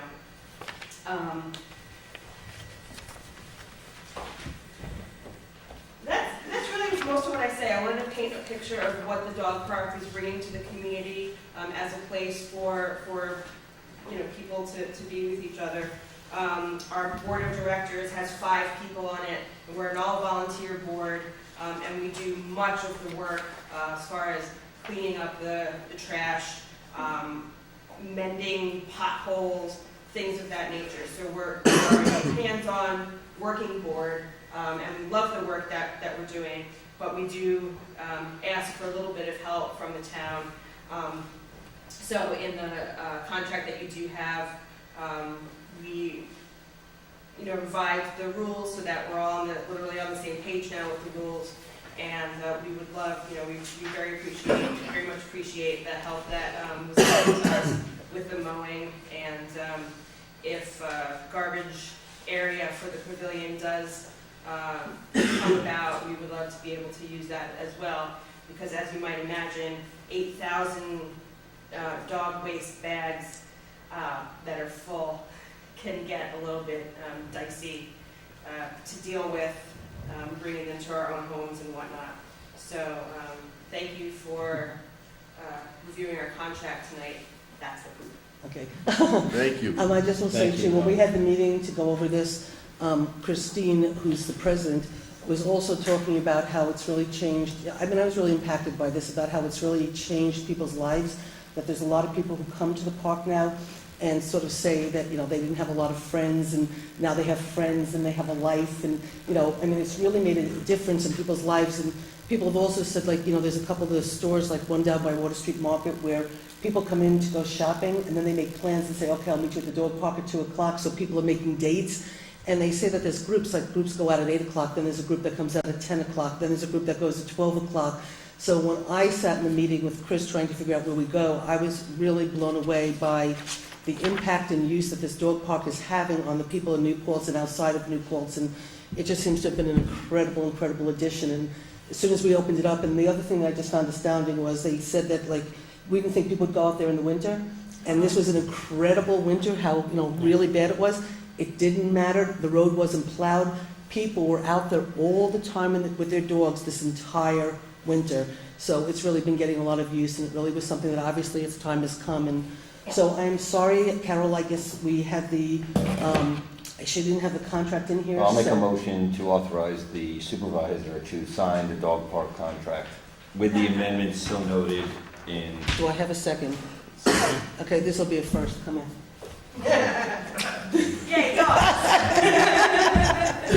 I'm going to bring Boone to your office tomorrow. No, He'll hang out with you. he brings his, Can you bring your dog off he the brings office his dog to tomorrow? the Yes. office, so he brought his dog to my office, and he put his dog on a chair, and He sits and meets with us. And so one day I come back and I'm sitting at my desk and I'm working, and all of a sudden I look over at my credenza with pictures, and I see Jeff's dog in a frame with all of my pictures sitting on a chair. And I had to get up and go look, and it was like, so I have Jeff's dog's picture in my office. Very friendly. So anyway, all in favor? Aye. Okay, motion so carried. And Thank also, you. Helen, also, thank you very much, too, because now New Paltz now hosts 2 very, very important parks, the dog park, and we are also the host of the only Veterans Park. So between your park and that, That's the cemetery. out of the cemetery, and both of those were brought to us by, what was her name? The horrible supervisor, that's so horrible. Or Thank you, Jeff. Supervisors in it. So, I mean, and that is also maintained, on top of the community maintaining it, the cemetery is also maintained by volunteers. Mhm. Just as yours is maintained mostly by volunteers. And so That was- I think it really does show our true community spirit here, that we have Ulster County, which goes all the way from Saugerties down to here, we now have And I'll say 2 with very the- important The parks Veteran here. Cemetery, and actually Carol Roper was instrumental in the Veteran Cemetery too. And, it was sort of like, I tried to get it to happen at the county, and Carol sort of made it happen in New Paltz, and together we did it, but with the help of a lot of people. But the amazing thing about the Veteran Cemetery, just real quick too, was as soon as we agreed to do it, before it was even dedicated, the amount of veterans that were already buried in there, when we did the dedication, I think we had I think there was close to 50 veterans that were buried before we even did the dedication. And so that just again showed a real need, and our community came and stepped forward and met that need. So anyway, so thank you guys for all Thank you've you. done. Thank you very much. Thank you, Jeff, for making the motion. And You're welcome. Thank you, Helen. Thank you. what about Mary? Mary, thank you very much. You know that you're always, I always thank you. And yes, I will get out there with Boone and we will visit the park. You let me know when you go with Boone, and I'll take Zip, You can bring it, yes. okay? What time should I be at your office in the morning with you? Well, I have an 8:30 meeting, and I have a 10 o'clock doctor's appointment, so. 8 o'clock. Okay, 8 o'clock. We're all kind of 8 o'clock. If she can bring little, I can bring Buddy. Yes, you And then we actually, tomorrow afternoon, have to go pick up my son's dog, because he's going up to Ithaca, we're going to be babysitting, so. Although it is frowned upon if your dog leaves a present, and Roseanne will. Okay, so anyway, moving on. It gives the dog a really bad name out of town. He had to apologize. Okay, so anyway, going on. So, He's still sorry. okay, so moving right along. So now we have our building committee that's going to speak with us.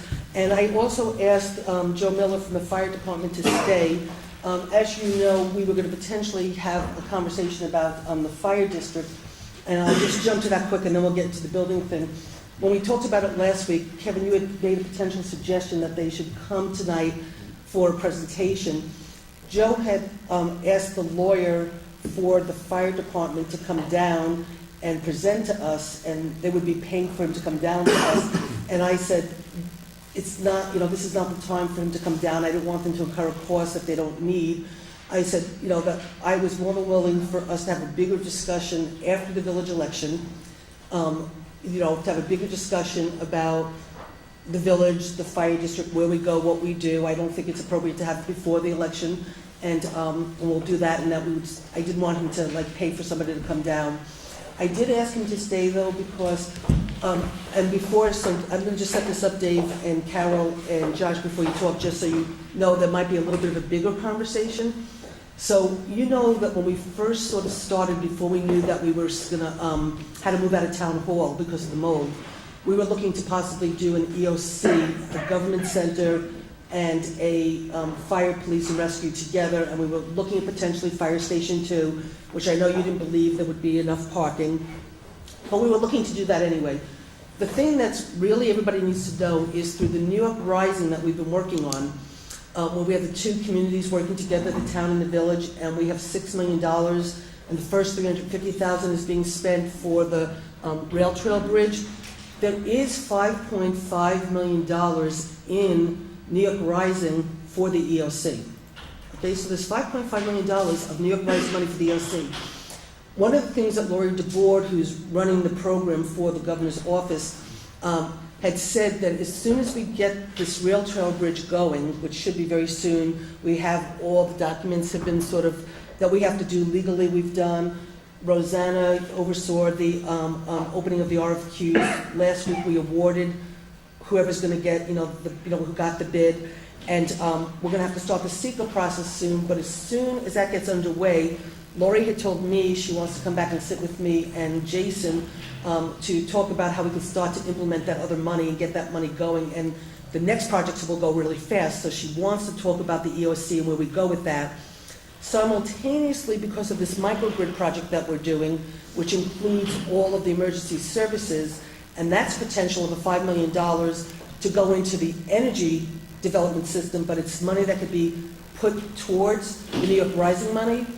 Lori was really interested in how to make the New York Prize and the New York Rising work together to basically maximize the money and then even go for maybe some more FEMA money and stuff. So it's all in the conversation right now. So today, when I spoke with Joe, what happened was when we were looking to do the EOC, the village fire department had to get all of their people together to see if they'd even be interested in allowing their land to be used for a potential EOC for the police, the fire, and even the town hall and the Justice Department, possibly. And so they had a meeting, and as I was told by Joe formally tonight, I've never been told formally, but I was told formally tonight, they did vote to move forward to allow us to potentially try to do an EOC on Fire Station 2. They needed their attorney to vet this stuff.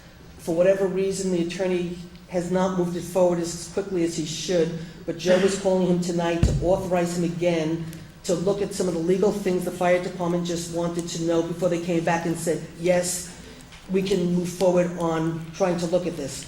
So one of the things I said to Joe, and why I asked him to stay with you guys here, is I said to him that for the moment right now, we might want to look at the fire, police, and rescue at Fire Station 2, Town Hall, at our Town Hall site with possibly the Justice Court. We still don't know what we want to do about C2G.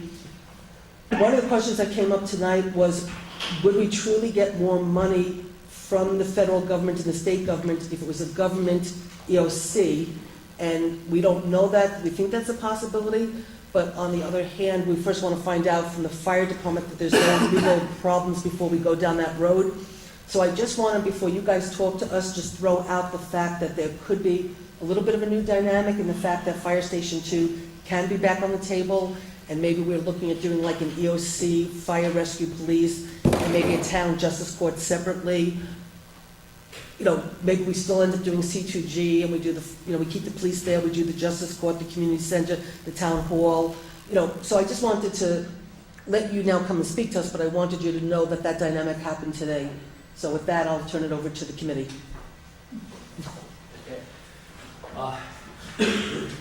Just want to identify all the committee members first. Josh Honey, George Seeker had to go off. That's why George was here. I kept thinking George came for the moratorium. I thought George had come for the moratorium, and I forgot he was on the committee. Okay.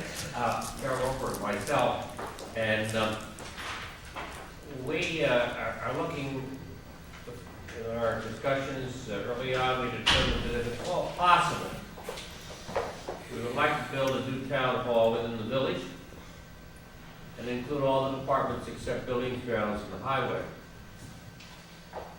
In the investigation, we found out that the present rental contract, by the way, for the police facility runs through 2021, which has some impact of our final decision possibly.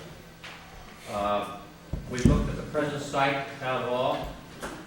We looked at the present fire station on Heritage West Road, which you talked about, previous discussions about a consolidated facility.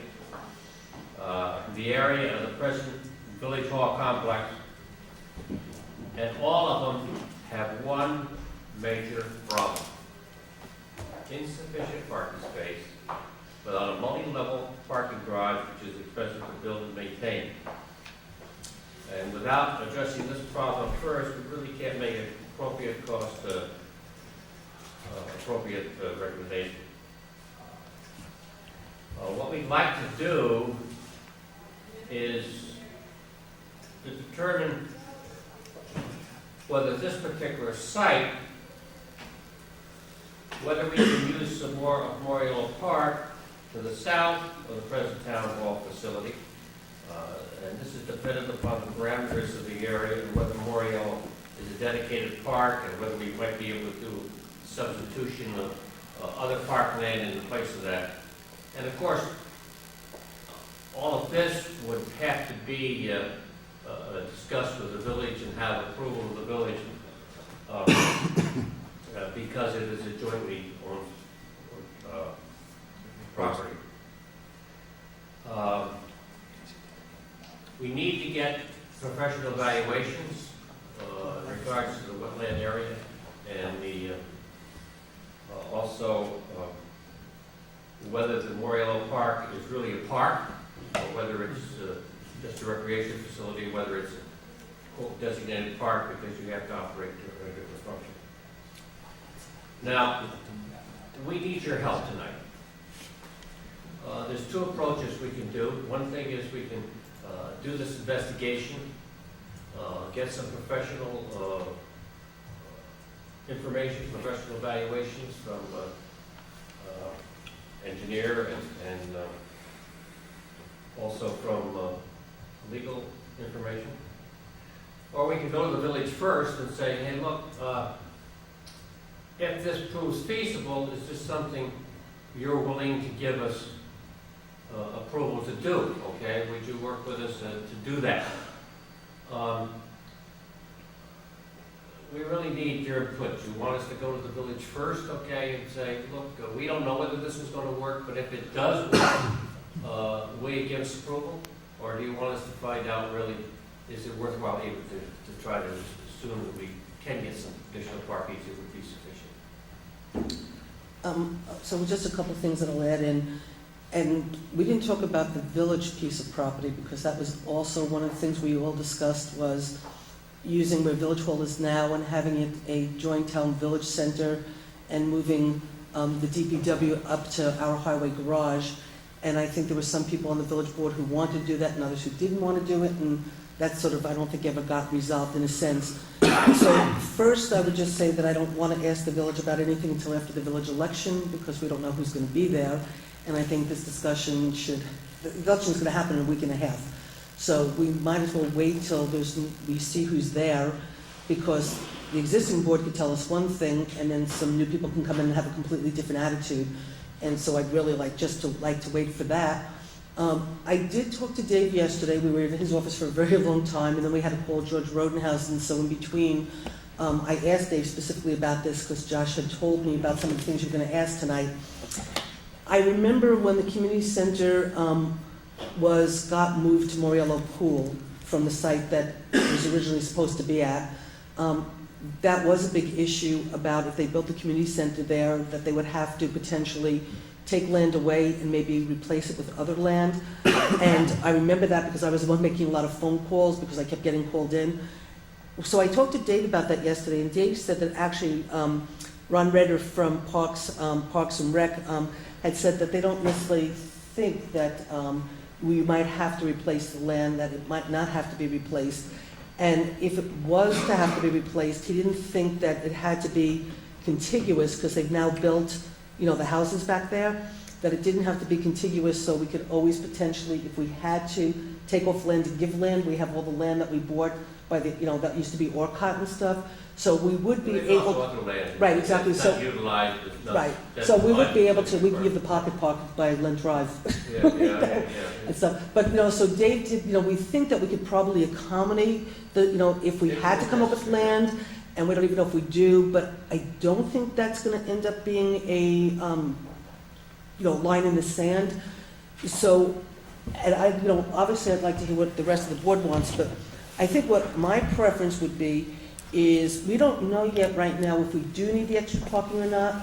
We don't know if you move the building up to the very sidewalk and we gain all that extra space, and maybe you do 3 stories, maybe there's something you can do underground, that maybe we can accommodate the parking with the spaces that we already You have. can't do that. Well, we don't know until the architect tells us we can't, right? He hasn't told us yet we can't do it. If the problem is, if you try to combine all of these places together, the question is the amount of parking needed. No, I understand that, and I don't think we can combine them all together, which is, why it's like, I think getting an assessment, I think, honestly, I think if we wait to talk to the village, Dave, we're gonna lose a lot more time, and then at the end of the day, you and I both know that we could be told one thing today and it could change, 3 weeks later kind of thing. So I think, and again, and then I'll open it up to the board and let the board say what they think, it's just that I'm working on this a lot more, so I've thought about it a lot more. I mean, I think that what we should do is, we know that the committee's recommending that we bring in Joe Horowitz. He used to have an office here in New Paltz, he's now in Woodstock. He's the architect who designed the Esopus Town Hall that everybody raves about and raves about and raves about. And so you're thinking about us bringing him in, and we've met with him. I would like to sort of We come. haven't really made that decision yet. Okay, I'm sorry, I thought you did. Well, the thing is, if we go to him, we need to know from you what scenarios. Well, I was just gonna say that, but now I'm being told that you don't know if, I was just gonna say what I thought, but I was just told by Dave you didn't make that decision.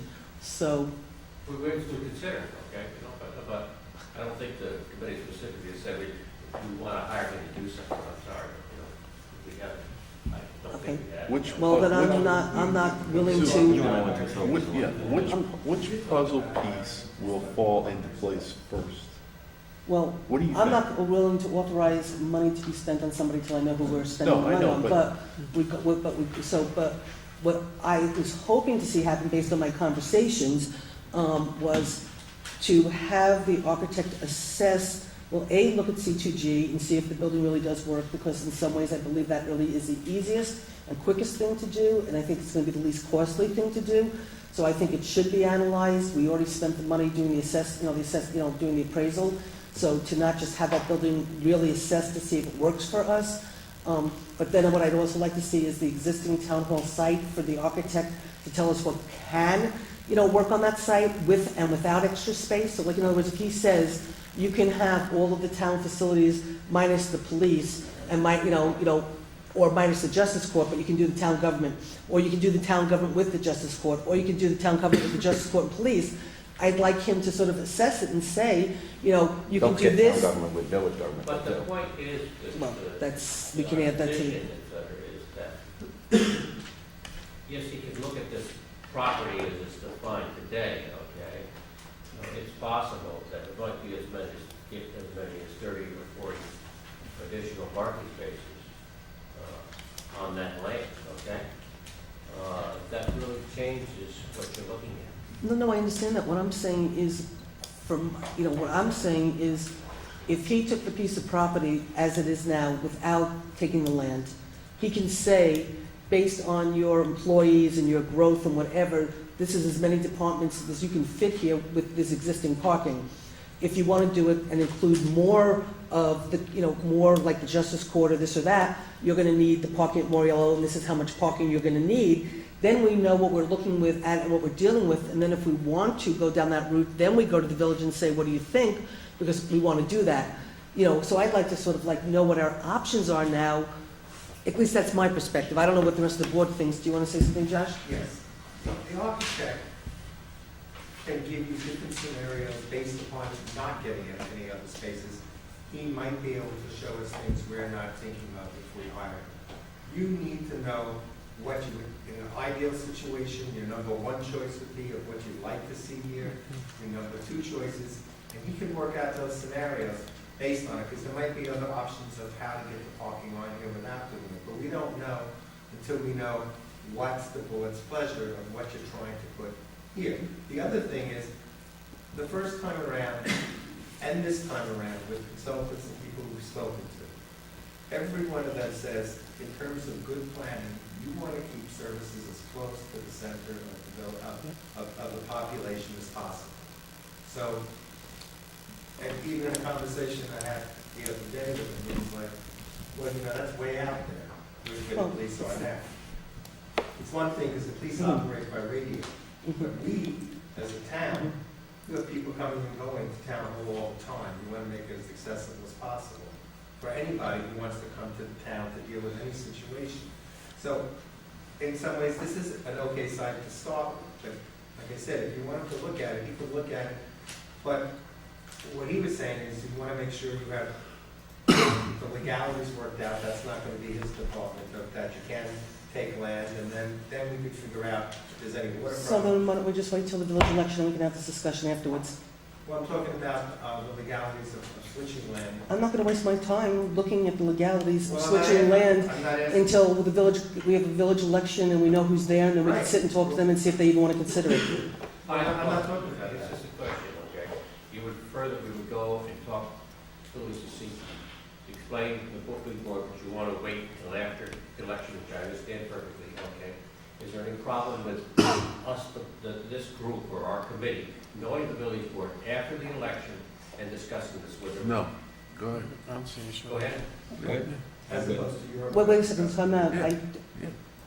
I mean, before we, I mean, I don't know what you guys are thinking or want to think, so just before we make any answers and answer Dave, I'm the only one who's talked. So why don't you guys say what you think and what you feel and you want? I'm just saying, from my perspective, I would like to see us do something before January 1st, because I personally believe that if this board doesn't make a decision of how we're going to move forward, the town hall employees are going to be up there for 20 years, and that's what I believe. And we want to move forward as quickly as possible. So I just don't know what you guys are thinking in terms of what you want for a vision or whatever. I mean, I can say again, I think we should have a town village center where Village Hall is now. I think the police and rescue, the police and justice court should be where town hall is now. I think the fire and rescue. That's what I think, but that's in an ideal world, and it's not an ideal world. It's impossible, okay, to put the police and the court in this facility. I'll tell you that. And the main problem is, okay, is the amount of cars that are constantly around the police department. And you know what, I'm fine keeping the police where they are, and I'm fine moving the justice court in there, because there's room in there, and we can have the police and the justice court in there, and I'm fine with that too, and then maybe we should be buying that building, I don't know. I mean, these are all the dynamics of, you know, According to what we hear, there's a contract, they're stuck there for years yet. well, they're stuck there for a very long time, I know that. So, Was it 5, 6 additional years, John? 2021. Okay, so that's It's only supposed to be 6 3 years, and it got, Really, 6 years will go by pretty quickly, and anything that we do won't be ready for 3 or 4 anyway, right? no, it can be ready soon, So, if we fast track everything in. see, I think if we have this grant application, right? well, which, Is this for New York Rising. a central? well, we have New York Rising money, and one of the things we have to just double check, Joe told me today that he thought in the New York Rising plan that it was for an existing building, to build an EOC in an existing building.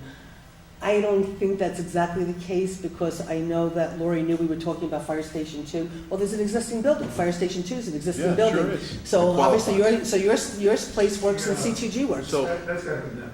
But, you know, but I think, but see, with Lori, I mean, I've been talking to Lori about this, so she's sort of, you know, she's been talking about us using the money, so I think we're gonna be okay.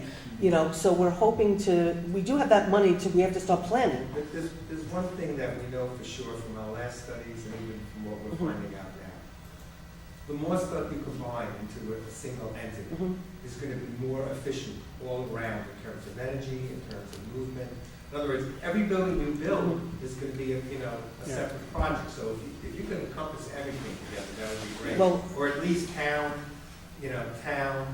and police, or town and justice, or something, rather than. Well, I equal. think right now, for the moment, because of the 5.5 for the EOC, Yeah. I think for the moment, we should be trying to look at assuming it's all okay with the fire department when it's all said and done, and that's gonna be the little piece that really matters. If we do the police, rescue, and fire at Fire Station 2, and we do the town and the justice court at Town Hall, that's what we do. See, here, Are we gonna work on them I think the simultaneously? committee's gonna, I agree with that. I don't, Are we gonna have to you work on them simultaneously? See, Because I- each of the two projects you're doing. I think, I felt frustrated for months now of lack of contact with the town, and I've sat on that side of the board, so I know how it is to get, lambasted, but I've been very frustrated all along, the fact that we haven't had any, communication with what the town board wanted. We've done this on our own, and this is the conclusion we've come to. This is where we've checked with village board people, we've checked with the PIP, we've checked with various things, and this is our recommendation. But what your If you don't recommendation? like it, then that's Can I- okay. Wait a second, I just want to, Susan, your Susan, recommendation, no, I just Susan, want to Susan. understand, your recommendation is, you're saying to us, you want to put everything No, no. where Town Hall is, no, they're saying. but you don't they think want- there's parking? No, that's They- not. They- Okay. Let's see if. Let me- Okay, I don't let me- really, it's Stuart, it doesn't matter to me anymore, go ahead. it- No, it This doesn't. is No, it this is doesn't. how we feel. Okay, so what we need to do is, this is a puzzle.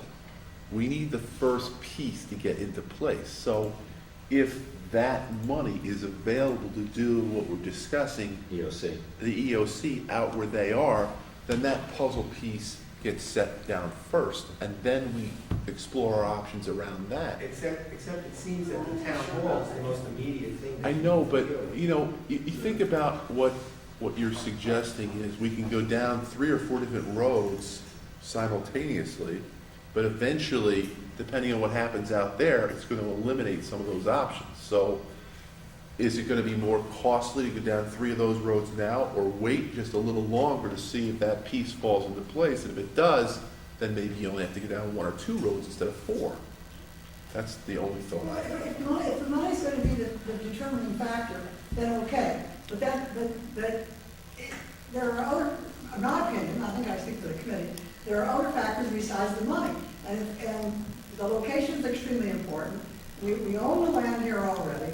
We've hashed this among ourselves for like 6 or 8 months, and this is our conclusion. Now, this new thing is new, obviously, but I don't think, I'm not going to think about whether the money is the determining factor, and I'm not sure that's going to make it go. Well, it's a Well, determining no, factor no. for the project out there. No, time out, no, it doesn't mean that we can't make an EOC here. So what I'm missing, Carol, okay, and maybe I'm really stupid, and I probably am, because I'm sitting here, but what I'm missing is, I'm hearing you want to put everything in one place, and then I'm hearing from Dave, there's not parking for it to be in one place. And so we have to go to the village and ask them if it's okay. And so that's, am I right? Is that what you're saying? You want to put everything in one place, there's not enough parking, so you got to go to the village, and we'll see if the village lets us do this. Is that what I'm hearing? No. Yes, but. Okay. May I add what the Yes, no. situation? If you were to build, without getting additional parking spaces, you would be hard pressed to be able to build a facility of cover which was originally the town hall. In other words, what you got out at Clearwater. the temporary facilities up there. Yes, you could put those temporary facilities probably back on this property without getting any additional parking, etc. But I don't think we don't think that, at least I don't think, I think the committee agrees, that that's not the solution, because long range, you've got a question of a court, and you've got a question of the police. And they should. In my personal opinion, okay, and once again, I think that it's, if at all desirable, we should try to work to get the police back in the village.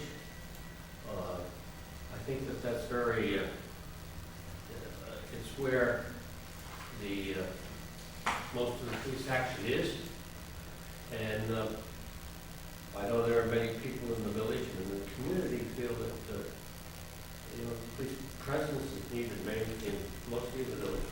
And I think we should try to see whether that's a possibility. Okay, so let me just see if I can try to understand, because I don't think the committee's completely in agreement based on what I'm hearing, but are you saying that you want to try, which is what we were originally thinking, but you want to have the police, the justice, and the town government all right here on this piece of property? Someplace together.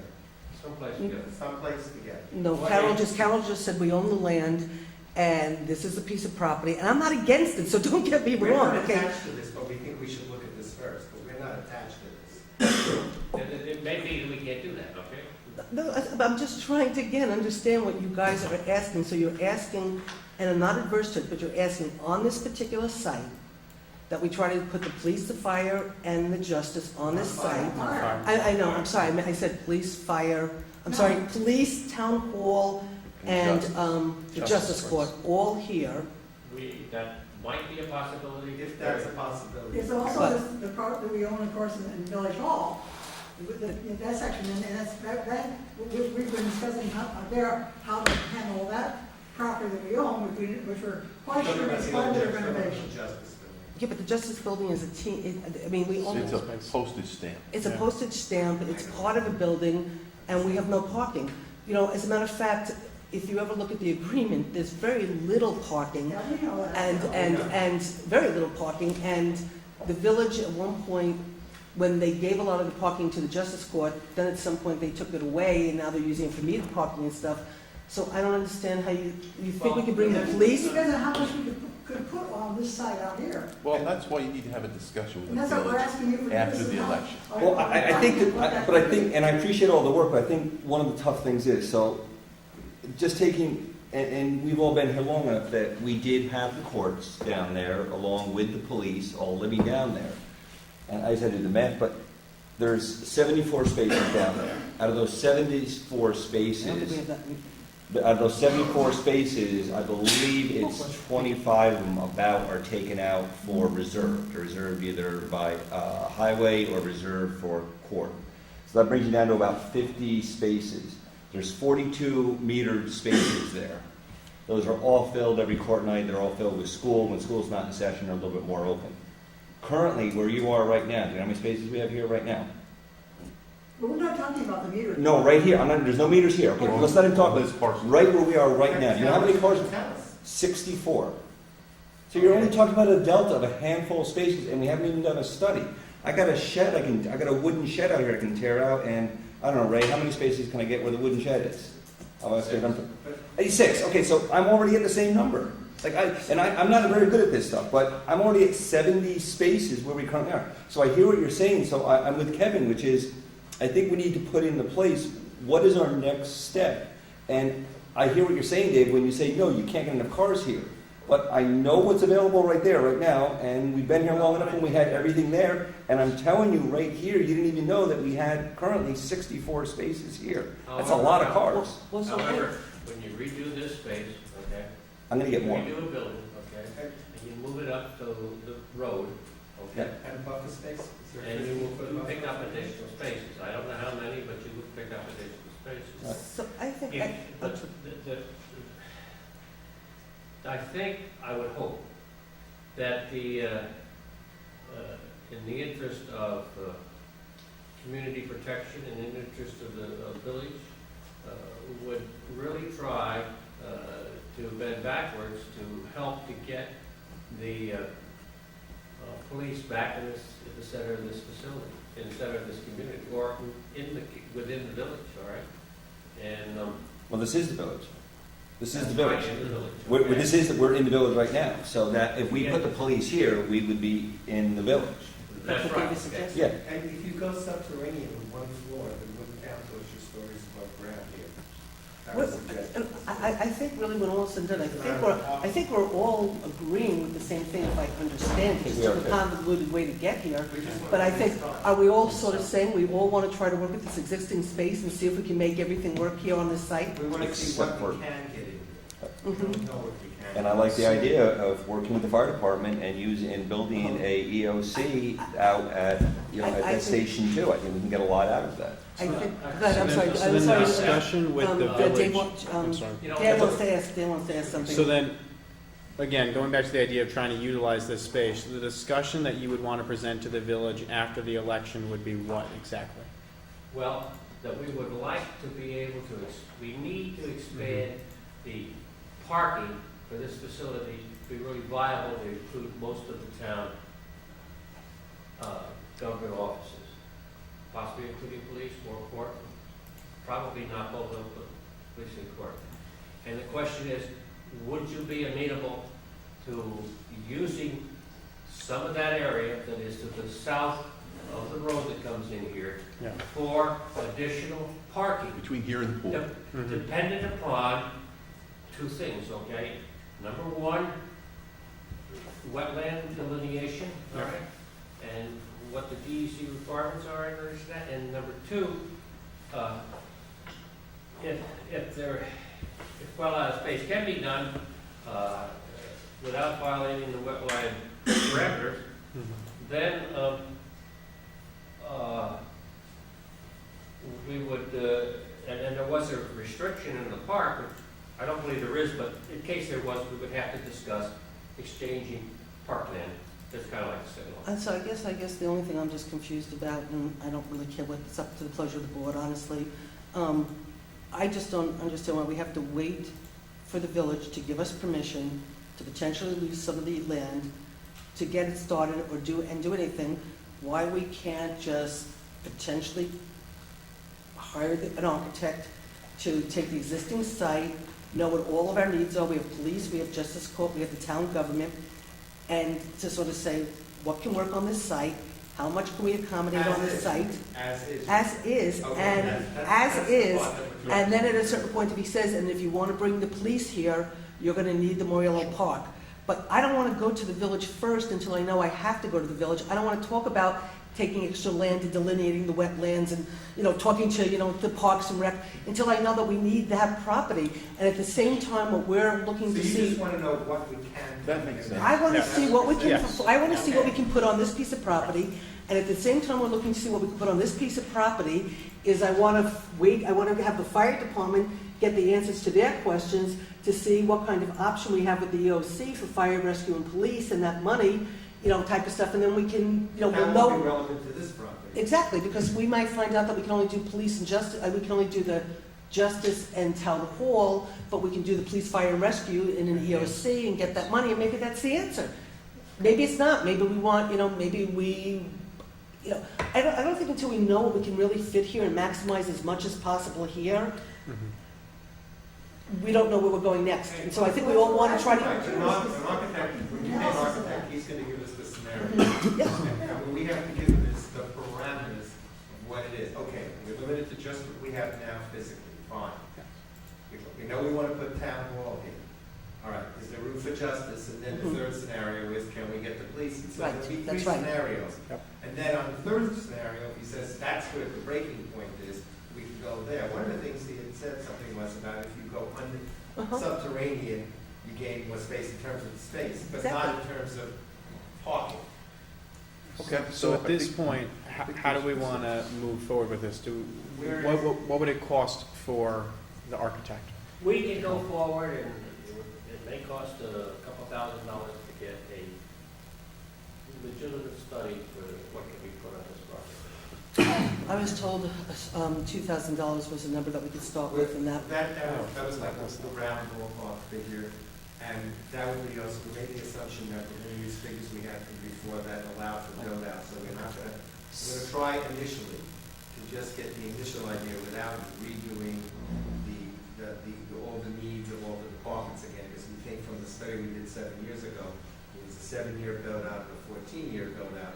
We'll make the assumption that we use the 7-year build out, plus there's no buildings and grounds, which was in that study, so we'll take that out. Okay. So do we want to approve? well, That I kind of mean, I expenditure. thought that I knew the architect we were going to use, but I was told tonight that that's not the case, so, Okay. I mean, I guess at this point, I don't really care. I'll make a Well, motion. no, I'd like to know what architect are we going to use then? I don't know, I thought we had an architect that we were going to use, but now we're not. At Joe Horowitz. Yes, we have to look at Joe. who is the architect of the Ahsoka standpoint. Which I'm fine with. but So I you would was be told we're comfortable, not gonna so do we that, want so- to, do we want to expend the dollars for that architect? And if that doesn't happen, then we can come back and make another decision? So you want to make a motion to allocate $2,000 for Joe Horowitz to do an assessment of this town hall site for the I purposes mean, of... I know, Up to I know- And then if they Yes. decide that they don't want to do this, they I know that can... we paid more the last time we went through this. Do you know that you're definitely going to him? We know we like to because look, based on that this is New Paltz, okay? We know we want to build the building as green as possible. And we also know, which we're trying to get to the public and other people to understand, it's not the upfront money of putting the building up. We're not a corporation. We're not looking to just get to the next quarter. We're looking up to put a permanent structure. You know, the people have to school when they were doing and have to fight. We're looking at a building right now in our discussions that's going to last 100 years. Because for generations that our families are going to stay here and we're going to look for the best outlook for the public. We want to go with solar panels. We want to go with geothermal. Like a LEED certified standard. But in a we're not going to go crazy. We're going to use technology that's tried and proven. We're not going to use any experimental, but there's plenty of stuff out there. Yeah. If you, I don't know, if you want, you should go look at it. You're probably talking about a LEED Okay, standard. so let's go ahead and It doesn't approve. have to be these. Susan, let's approve Just So, think so whatever I guess, questions I you guess guys want. we'd like to make a motion to expend up to $2,000 for Joe Horowitz. To do an assessment. To do an assessment of- Right, but it depends on what you want to do. If you have to put out 3 scenarios, it may cost more. We're asking, if I understand it correctly... For an assessment of we're- what this property could hold, that's what we're asking. Okay, that's what we want to know, just how much.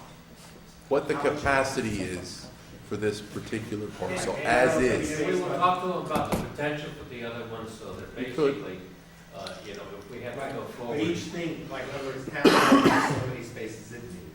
And then Justice Department would have so many spaces it needs, which we do have in our own report. And then the police would do that. And again, the question that always comes up is, what about all those extra Dan vehicles? can have the whole Police have board radius spend or- time. I know.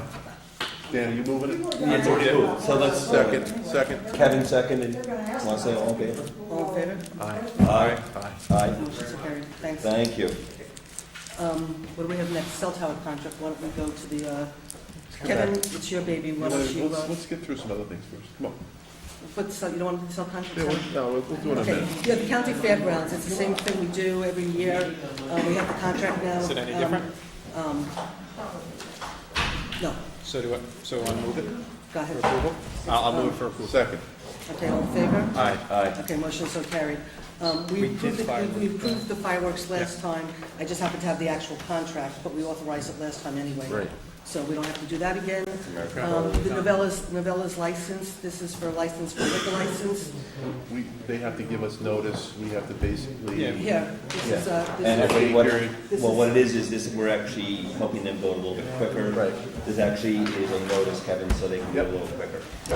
So, I make a motion for the approval of the, wine and, or actually liquor, wine, and beer license for Novella's Second. Catering. okay, did that, All in favor? did that. Go ahead. Aye. Aye. Okay, we talked about the fire district. The rescue squad, we approved the contract, but what ended up happening is they gave us a contract at the $145,000 from last year. It didn't get amended for the $150,000, which is what's in the budget. So I just need an authorization. Authorize the, Well- To change, it's just changing the price. we should amend the Yeah. contract to reflect the correct Right, price and exactly. authorize the supervisor to pay the difference. Right. That's right. Is that a motion? Yes. Yes. Do I have a second? Second? All in favor? Aye. Aye. Motion, thank you. Okay, this is done, this is done. Okay, the floodplain, do you want to, Kevin, just get into that real quick? Floodplain? Yeah, We're talking about the residents on Springtown Road? yeah, about the letter that we got from the residents on Yeah, Springtown there Road. are certain individuals that live west of the Josh, can Wallkill you, just, in the floodplain that have actually read the law in detail. And they're asking the town board to consider certain amendments to the floodplain law that would permit these homeowners to rebuild their homes on their properties in the event of substantial damage.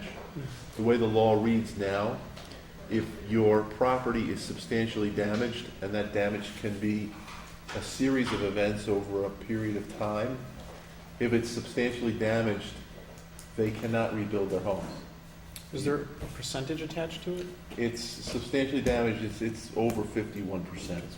So technically, it's damage caused by any particular, not any particular item, but it could be a thunderstorm, it doesn't have to be flood related. The point being is, they'd be left in a position where they own property and wouldn't be permitted to rebuild. So I've talked to Stacy about this. She doesn't have a problem with an amendment as long as they rebuilt their homes to FEMA standards. And so the whole purpose of FEMA and flood insurance is to prevent reoccurring damage to property and loss of life. So if you can build to FEMA standards, then you're obviously reducing the propensity of any property damage going forward. So they're presenting a petition, they're asking us to consider it. I did talk to, I talked to one resident out there, Caroline, Awesome. and I'd asked her to, and she was, and I was gonna then, once she got back to me, but you talked to her, I was gonna volunteer you to meet with a small, she wanted, her first idea was to get a large group. I thought it'd be better to get a small group. Caroline would be better to a small functional group, and hopefully you would be included in, there's a few That's other fine, names. I'll do that.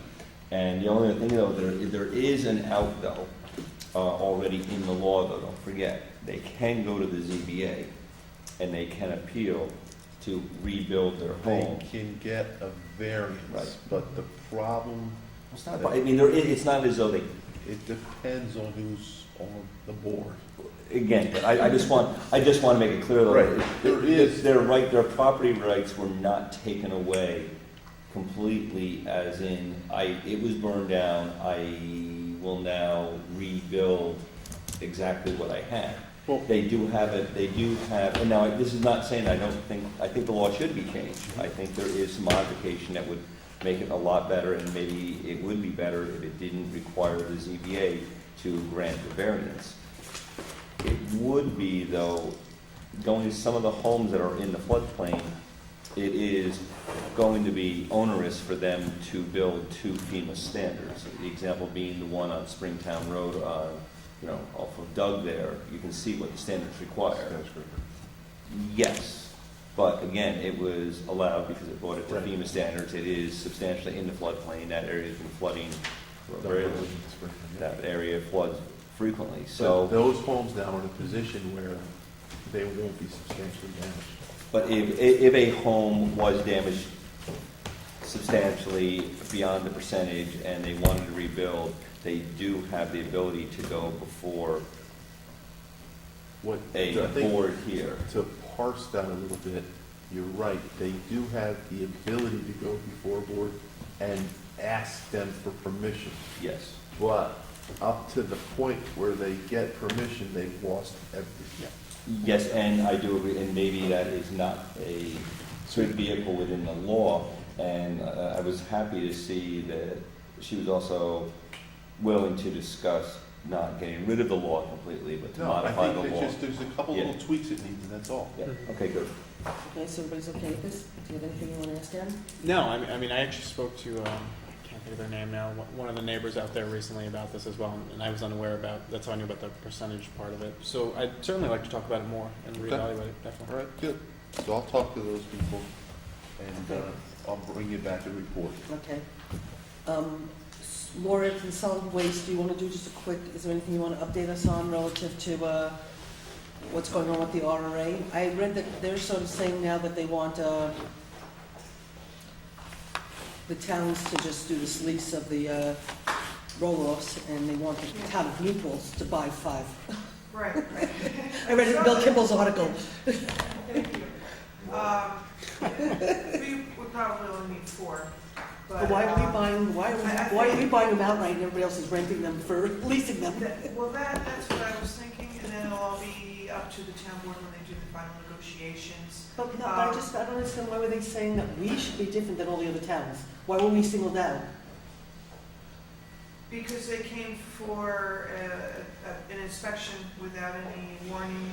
They were going to do a site safety inspection, And I had asked him when the compliance officer was there 2 months before, if he would speak to the board about it first. But why, the So- question is, why are we, do they want us to buy? They want us to buy. Oh, no, they wanna be- everybody's supposed to be No, buying. no, what they said according to Bill's article, that they want all the towns to lease at $85 a month, but the town should buy our 5 outright, right? That's what your article said. No, I think I suggested that to you in an email. Don't believe everything you read. Yeah, I think you had it listed as 5 as part of buying in. There's still a lot of negotiations going on. And, you know, I do agree with Supervisor Quigley that the transportation's not a bad deal. It would be quite a bit more, even with a truck and a staff person, to drive recycling down to Reed Community and Beacon would probably be between $60 and $90. I think what I'm questioning now is, they are a public benefit corporation, but they're asking all of the towns to buy in on equipment because there was no equipment replacement policy. And saw in the article it said 5 years, would be amortized. However, I've also heard 10 years. And if you want out of the contract before the 10 years is up, then you get that portion of your roll-off. I don't understand what that means. Are they moving the equipment piece off their balance sheet and shifting it to the towns? That part I can't tell you, but they want the towns, municipalities to sign 5-year contracts, but the units would be amortized over 10. Over That's 10 how they years. figure So the at finance. $85 a month for 10 years, you'd be paying $11,000 a unit? And So we'd we're be dealing with paying- the RA, so don't ask me to speak Yeah. down. They Yes. want you to rent for 5, but they're. They're signed for 5. Signed for 5, and they're, Sign and they're service. amortizing their payments for debt service No, not this. or The depreciation? roll-off containers. They want you guys to own the roll-off containers. Even though they have What flow happened to, control, well, and even though the what happened taxpayers hold the to, debt, and even though, I thought, in discussions with, and I apologize, I didn't bring those notes with me, I thought Hector was supporting having the county buy the budget for the new equipment. He said he was, yes. So where is that? I don't know. No, okay. I don't know. heard that. Bill? They're all Yeah, making he wonderful wanted to ideas. do- I don't know who's actually all No. sitting down and speaking to one another. Supervisor Chipman's been trying to keep things in check. He's doing a great job of negotiating. The resolution for termination of solid waste agreements has been tabled again, but I'm getting my information second, third. So is the I county- got that information actually from a reporter that spoke to me today. Is the county legislator staying out of it then? Or- I don't think so. I'm on the Ulster County Solid Waste Improvement Commission, and we actually took a field trip. We took a bus trip, so we were in Rockland and Dutchess yesterday. And we were discussing that, and I actually laid some of the blame on the legislature, because the Resource Recovery Agency is a public benefit corporation. They're not supposed to make money, they're there to benefit the public. And the legislature over the last 5 years has put a lot of emphasis on you need to pay off your debt service. So in order to do that, they've gone out, they've got no debt. They've eliminated some staff positions, and they haven't replaced their equipment. but So don't they, I said part of the blame is to lay on them. If they didn't put so much pressure on paying back this net service fee, they would start reinvesting in Right, their they chose to infrastructure. spend their money to reduce debt rather than put it back into. That's exactly what they're doing. but Lord, I thought I remembered also when I was at one of the meetings up at the RRA, that they have a $2 million fund balance. And that they But do too. if what you're So if saying they have is $2 million true, fund balance and they paid off their debt, Then they're a they public should- benefit corporation, then the rate should be lower, And they because their should be- overhead is small. Right. There's no But debt yet service. it's the highest in the Hudson Valley region. That's- The And they have flow incinerator control. Dutchess is Sounds like an $80 a ton. investigation to me. Now, where are all these people in New Paltz that come to our meetings that really want to look into something really interesting like that? Maybe they want to focus their attention on something like that would have a public benefit. Guys, can please- And it is, I think it's going to take a little bit more than attending some agency meetings and letting them take It would be a out. real interesting undertaking. We need some more supervisors and boards taking out. So maybe proposals forward.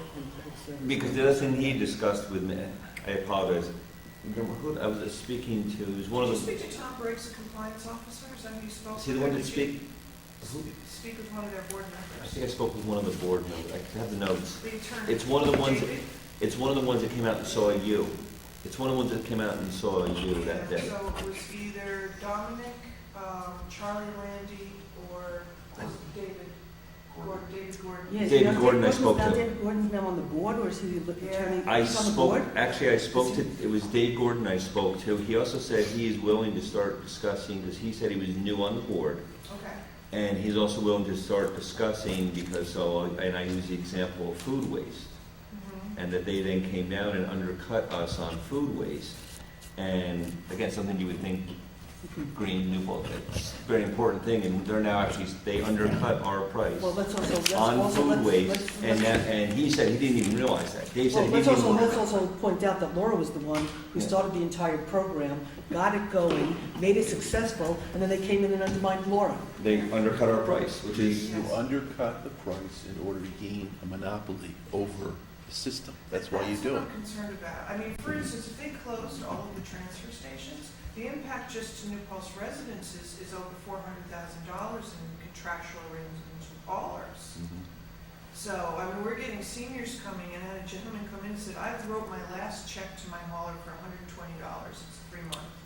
He comes in, he gets his permit for $15, and he comes in every 2 weeks with a $2.50 bag. So that's the difference, and that's the public benefit. And their solid waste management plan points out that the municipal recycling drop-off centers are key to the success of their solid waste system. So this is more of a bargaining chip. So what they're suggesting then is a disincentive for the proper management of these kinds of resources. It's going to discourage people from doing what they've been doing historically here. Sure it will. Yeah. And you'll have more tires in the creek. Especially when you see the quality, and they say recycling is going down, the quality of the paper, there's. oh no, what's gonna end up happening is you end up with, well, Because it's Garbage single everywhere. stream. yeah, you end up with refuse. Actually, what you end up with is businesses end up getting, all businesses take the brunt of it. Because everyone goes around and starts Dumping in there. dumping in their dumpster because they're in desperate need of a dumpster, or your municipal your municipal garbage cans get filled up. I mean, that's traditionally what happens, so. So Supervisor Chipman and Supervisor Quigley are on a subcommittee to negotiate some of the terms. They'll be getting letters out. And there couldn't be two better supervisors leading the charge than Quigley and Chipman. All right. And then They the both only have to other be Republican concern I supervisors, have, and, well, actually, Quigley's gotten, Chipman's gotten elected as a Democrat, right? But they're both Republican supervisors, and they're both phenomenal supervisors.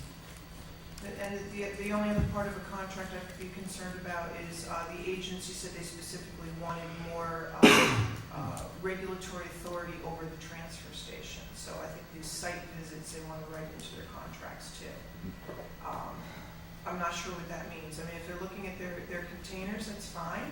But if they're going to come and do full site visits, that's just, I mean, they're not OSHA, they're not the DEC, they're not the EPA, they're not the labor board, they're not, I mean, for crying out loud. And I think we have Very enough, well I think we overseen. have enough people looking at our sites. I don't know if I need one more.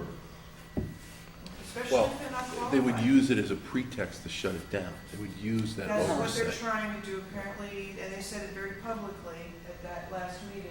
New Paltz is now on the top of their safety concern list. I'm seriously? So a nationally recognized program that the DEC and EPA have been coming in once a week because they meet with us. So they developed the Who have no jargon. concerns themselves, but the resource Well, recovery then, you know what, agencies. Bill, I gotta say something, because if that's really the case, I really feel that they're threatening us. I really feel that they're threatening us, and I feel like they're trying to play games with, I mean, excuse me, with all due respect, okay? They come down to want to do a site visit without telling us, okay? They're here, they call me, my phone's turned off because I happen to respect when I'm in meetings with people, and I turn my phone off because I don't like looking at the phone every 30 seconds when I'm talking to somebody. So my phone's off because I'm in a meeting. Jeff is working full-time as a nurse. He calls back within a half hour, and they're already gone to another town. And then there's a letter that gets written that, our town has to have I forgot what they said. It was, Said we weren't nuts. some kind of, Say we weren't nice. so they said that we have to, we're very, very difficult, we have to be talked to or something. I was offended by that alone, okay? Now you're sitting here and you're telling me that they're saying that ours is the #1 high safety, whatever. Yeah. You know what, I think it's abuse. I think it's abuse, and I think we should start talking to a lawyer. And I actually got in touch with some regulatory authorities. So we and they should said talk to They're Mr. on site all the time because it's actually the Resource Recovery Agency that's under a modified consent order, and they're monitored because they had issues. So we have the DEC drive through all the time. I can guarantee you, if they saw a problem, we would be the first to know about it. Okay. So what do we do to put the RRA in notice that, I think we I'm let still Mr. trying to play nice. Some I think cases- we send a little note off to Mr. Quigley, tell him what we think our position is on that, which is that they're trying to bully the towns, and that we don't want them to use their monopoly, okay, their monopolistic advantage to get rid of our enterprise here. So I would. and then Laura has an amazing I would program, tell we have them an that we can amazing sue- program out there. I know, but my point is, I'm willing, if they're gonna undermine the whole purpose of the project, to sue them, to force them to do what they were created to do, which is a public benefit corporation, not a monopoly. No. And Dave Gordon stating that it's the likelihood of communities leaving to go to a private hauler is also almost like a veiled threat. As he said, we're the lowest cost. So what are they, the mob, is the mob back in the waste line? Maybe. Hey, look, no one's lower. Well, that's a threat almost. And I apologize that they showed up and I couldn't get right back to them, but I did get back to them as soon as I could. And after speaking to you, Laura, It was a half an hour, though. you and I spoke within a half hour. I called them back and said, look, we didn't know you were coming. Laura isn't comfortable. And then I told them to come back and they were already in Gardner. So it's mob tactics. Gardner said they didn't show up, but I'll. Maybe I was wrong. He said No, they I were think going to they go. said, no, I think they said they were in Gardner. I believe he said they were in Gardner, so maybe Gardner wasn't open. I know their hours. So let's send a letter to Quigley. Tell Why him don't you, how we feel. what I'd like to actually, I'll draft something with you, but I actually would love for you to talk to Quigley and Shipman and stuff. I'll talk to I would love Quigley. for you to talk to All right. Quigley. All right. I would like And you to maybe, talk to and maybe Quigley. we can get we can get Ken and Hector on board too. And Send me, have them- But text that me would be, Quigley's we're Okay, number. I'll do it. looking for a good viable solution for, Okay. I mean, we're looking at a hybrid, what Rockland County does is they're very much into the beyond waste and the zero waste. There's a lot of tax base on it, though. How do we How do we play secede? nice? How do we secede from the Ulster County What was or that again? Can I see monopoly? that? Can I see that again? That was brought up, and if the towns invoke home rule, the haulers are all gonna sue. So that's gonna make another mess just in another place. And the taxpayers in the end are the ones getting it. That was brought up, because the towns could invoke home rule. And what happens? Although, can the I feel that county was a executive Can we put up a veto toll that? booth? No, it's an interesting question. But then the hauler said they will then sue. Kevin, can we put up a toll booth on the Clearwater Road, so for anybody to get to the RA's transfer station, they have to pay Newport's a fee? Well, they want to get rid of that transfer station, don't they? Do you think it would be cheaper to would it be cheaper to use private haulers though for us than to be using the county? Well, Would it be cheaper? Jason's looking into a municipal waste system for the village. Maybe we just do a Would- municipal waste system for the Would entire it community. be would it be cheaper to get roll-offs and for us to have Chris? We own four, Right, and we okay. have a roll-up truck. What's So that? we already haul our 2 garbage containers over to them, that's flow control, we have to. The other 2 containers, we could do fibers and then plastics, metals, and glass, and drive it down to Reed Community and Beacon. It would probably be break even. And again, this is the perfect example of what government is for. Government is to do for the people what they cannot do for themselves. And now we have a county acting like a county agency acting like a mob, threatening communities in around here, which is I don't know how that's going to help anyone. It's not Where's supposed Maurice to be. Hinchey when we need him? Which is why I think I kind of dug my heels in. I mean, really without getting bored approval, having 4 folks suddenly show up saying we're there to do, a safety site inspection, not knowing what that meant. They've been on site before. Bob's had to go up to the landfill because they were walking around the landfill, then they come down, they go into the review center, and they walk around the leaf and the brush piles, and they're up by the foodways, so they pretty much have free range. That was the first time they heard no, I guess. All right, so I'll talk to Pigwood. Okay, good, terrific. Okay, thank you, Laura, so much Thank for you, everything Laura. you're doing up there. Thank you for everything, yes, thank you very much. So, Susan, on the cell tower contract? Okay, so do the cell, yeah. Go ahead, Kevin, it's your baby. Yeah, well, so what we've done is I negotiated with Crown Castle. The existing cell tower contract has 7 years left on it. We renegotiated with them for a 50-year term, and they're going to send us a check for $425,000 for the use of 1,600 square feet, which will give them non-exclusive access and a utility easement to that space for a 50-year term. In addition to the $425,000, we'd be entitled to receive a 20% revenue share provision for future co-locators that aren't currently on the tower, all right?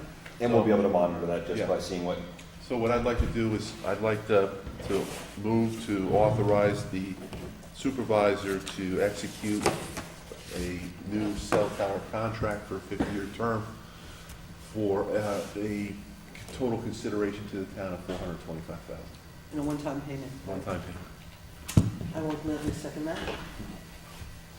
I just want to point out, this was the cell tower that I negotiated when I was supervisor the first time, back in 1996, 1997.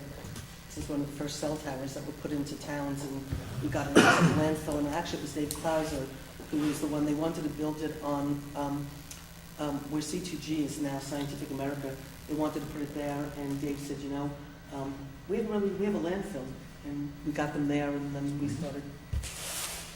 So this is great. I mean, this is going to really, really, really help us as we go into our budget this year. It's going to make a major difference, because if you remember correctly, we usually take about 500 in fund balance, and we took 900,000 in fund balance. So in essence, this $400,000 is really putting back into the sort of fund balance of 400,000 that we took out. And then remember, because we did the temporary town hall, we actually used money that we had in the budget, but usually you try to put that money back. So this is going to really make going forward for this year's budget a lot easier, where hopefully we don't have to really start to seriously cut programs, and we can stay under the cap, and this is going to make such a difference. And so, Kevin, I'm sorry that for the past 3 years you've gone through so much grief, and you've been treated so disrespectfully, and that people in this community just seem to just think that you're all in it for yourself. And I have to say that the job that you've done and the work you do on behalf of this community, I'll say that at least I appreciate it. And I'm really honored serving on this board with you, and I'm really sorry for what you've been put through. And I think what you've just done for the community in terms of our financial well-being, I really have to commend you, and I thank you so much. Thank you, I appreciate that. And I mean it with all my heart. Thank you. and all in favor? Aye. Aye. Okay, motion so carried. And then also I'd like to thank you, Kevin, also for doing that, 'cause I know dealing with them is not easy, so there's no such thing as a quick phone call with their lawyers, I know that. Thanks, Jeff. So, but hopefully, I'd also like to take some of that money and I send it to you guys, but to use those for setting up a fund for post-employee benefits. It's that time has come, and I think it's something hopefully Yeah, if we move on. I think what I'd like to do is, the annual report's still being done, because nothing is really all that easy as of yet, and we still haven't gotten completely on top of the mess that this town was left in. But hopefully they'll be coming to an end soon with the annual report, and so when we see the kind of shape we're in terms of how much we did expend, this past year for certain expenses, then once we know where we're at, then we can have a conversation of where we go. I don't disagree with you, but let's also remember that we're going to have to at some point deal with the police contract and all the money that's going to be owed back. Yep. And when the contract gets implemented, then we're going to be hit with the pension for the police. And so there's a lot of things that we're going to have to sort of talk about. So I think as soon as we get the annual report, we know where we're at, then we can try to understand where we're now with all of this. And maybe before we go into the budget process, we can start to lay some parameters of how we'd like to work moving forward and what we'd like to see come out of next year's come out of this budget for next year in terms of what we want to start, get started and the funds we want to do. And, instead of just waiting for me to do the budget and come back and say to you guys, here's the budget, let's put some thought into, the kind of things we want to implement, so, the town is on safe fiscal ground I'm going sorry, forward. Franny had a question. Sure, yes. I didn't catch the name of this hotel. Crown Castle, Crown Castle. C-R-O and C-R-O-W-N, Yep. Castle, Castle, 2 words? yes. Crown, C-R-O-W-N, Castle, C-A-S-T-L-E. Okay? All right. Okay, so thanks, Kev. Yep. I think that's great. Okay, so does anybody, we have just 2 personnel situations. One, somebody from the youth center is, Oh, I got it right here. So I'd like to make a motion that for Jim Teeger, that we hire Jessica Curran at a rate of $11 an hour to fill in as assistant it's director. $10 an hour. Oh, he sent me. It says right here, $10. I apologize. $10 an hour. Is that, I have the correct name? Yes, Jessica? it's For $10 an hour to fill in for Kelly Jackson, who will be gone for a little while. Second. Okay, and I just say, I did look through her resume, and... But she's and- been volunteering. Yeah, I She's mean, been volunteering there Karen, since. first we talked about interviewing 3 her, but years. when I looked at it and saw how long she's worked for us and stuff, I didn't think we needed to bring her in. And I congratulated Jim also Yeah. for always having people in his hopper. If you notice, whenever Seriously, I he know. uses key people, he Okay. always has someone laying around. Okay, so all in favor? Aye. Okay, motion's so carried, and then do you want to act on the assessor's clerk? I'm ready. Okay, so you The want to... only thing we don't have though, but Numbers? the pay rate. So Oh. you would have to fill that in tomorrow. So I will make the motion. I will make the motion that a job offer is forwarded to Karen Burney for the position of assessor's clerk aide, which she is on the county list. And she is a local resident also, living in the confines of the town. And I will add the addendum at a rate to be specified by the rate that we were, The replacement rate, the replacement rate. the advertised rate, the advertised rate. Right. Okay, I'm sorry, do it this way, that you're making a motion to appoint Karen Verney Yeah. based on the canvassed rate. Thank you very much. Well, the phrase. Second. Thank you. Well, that's the actual, It they were is. canvassed at a certain Yes. rate, Yes. so that's the rate that They were they willing came to and interviewed respond. for, and that's the rate that we owe them. Okay, so do I have a second? Kevin seconded. Okay, all in favor? Aye. Okay, motion so carried.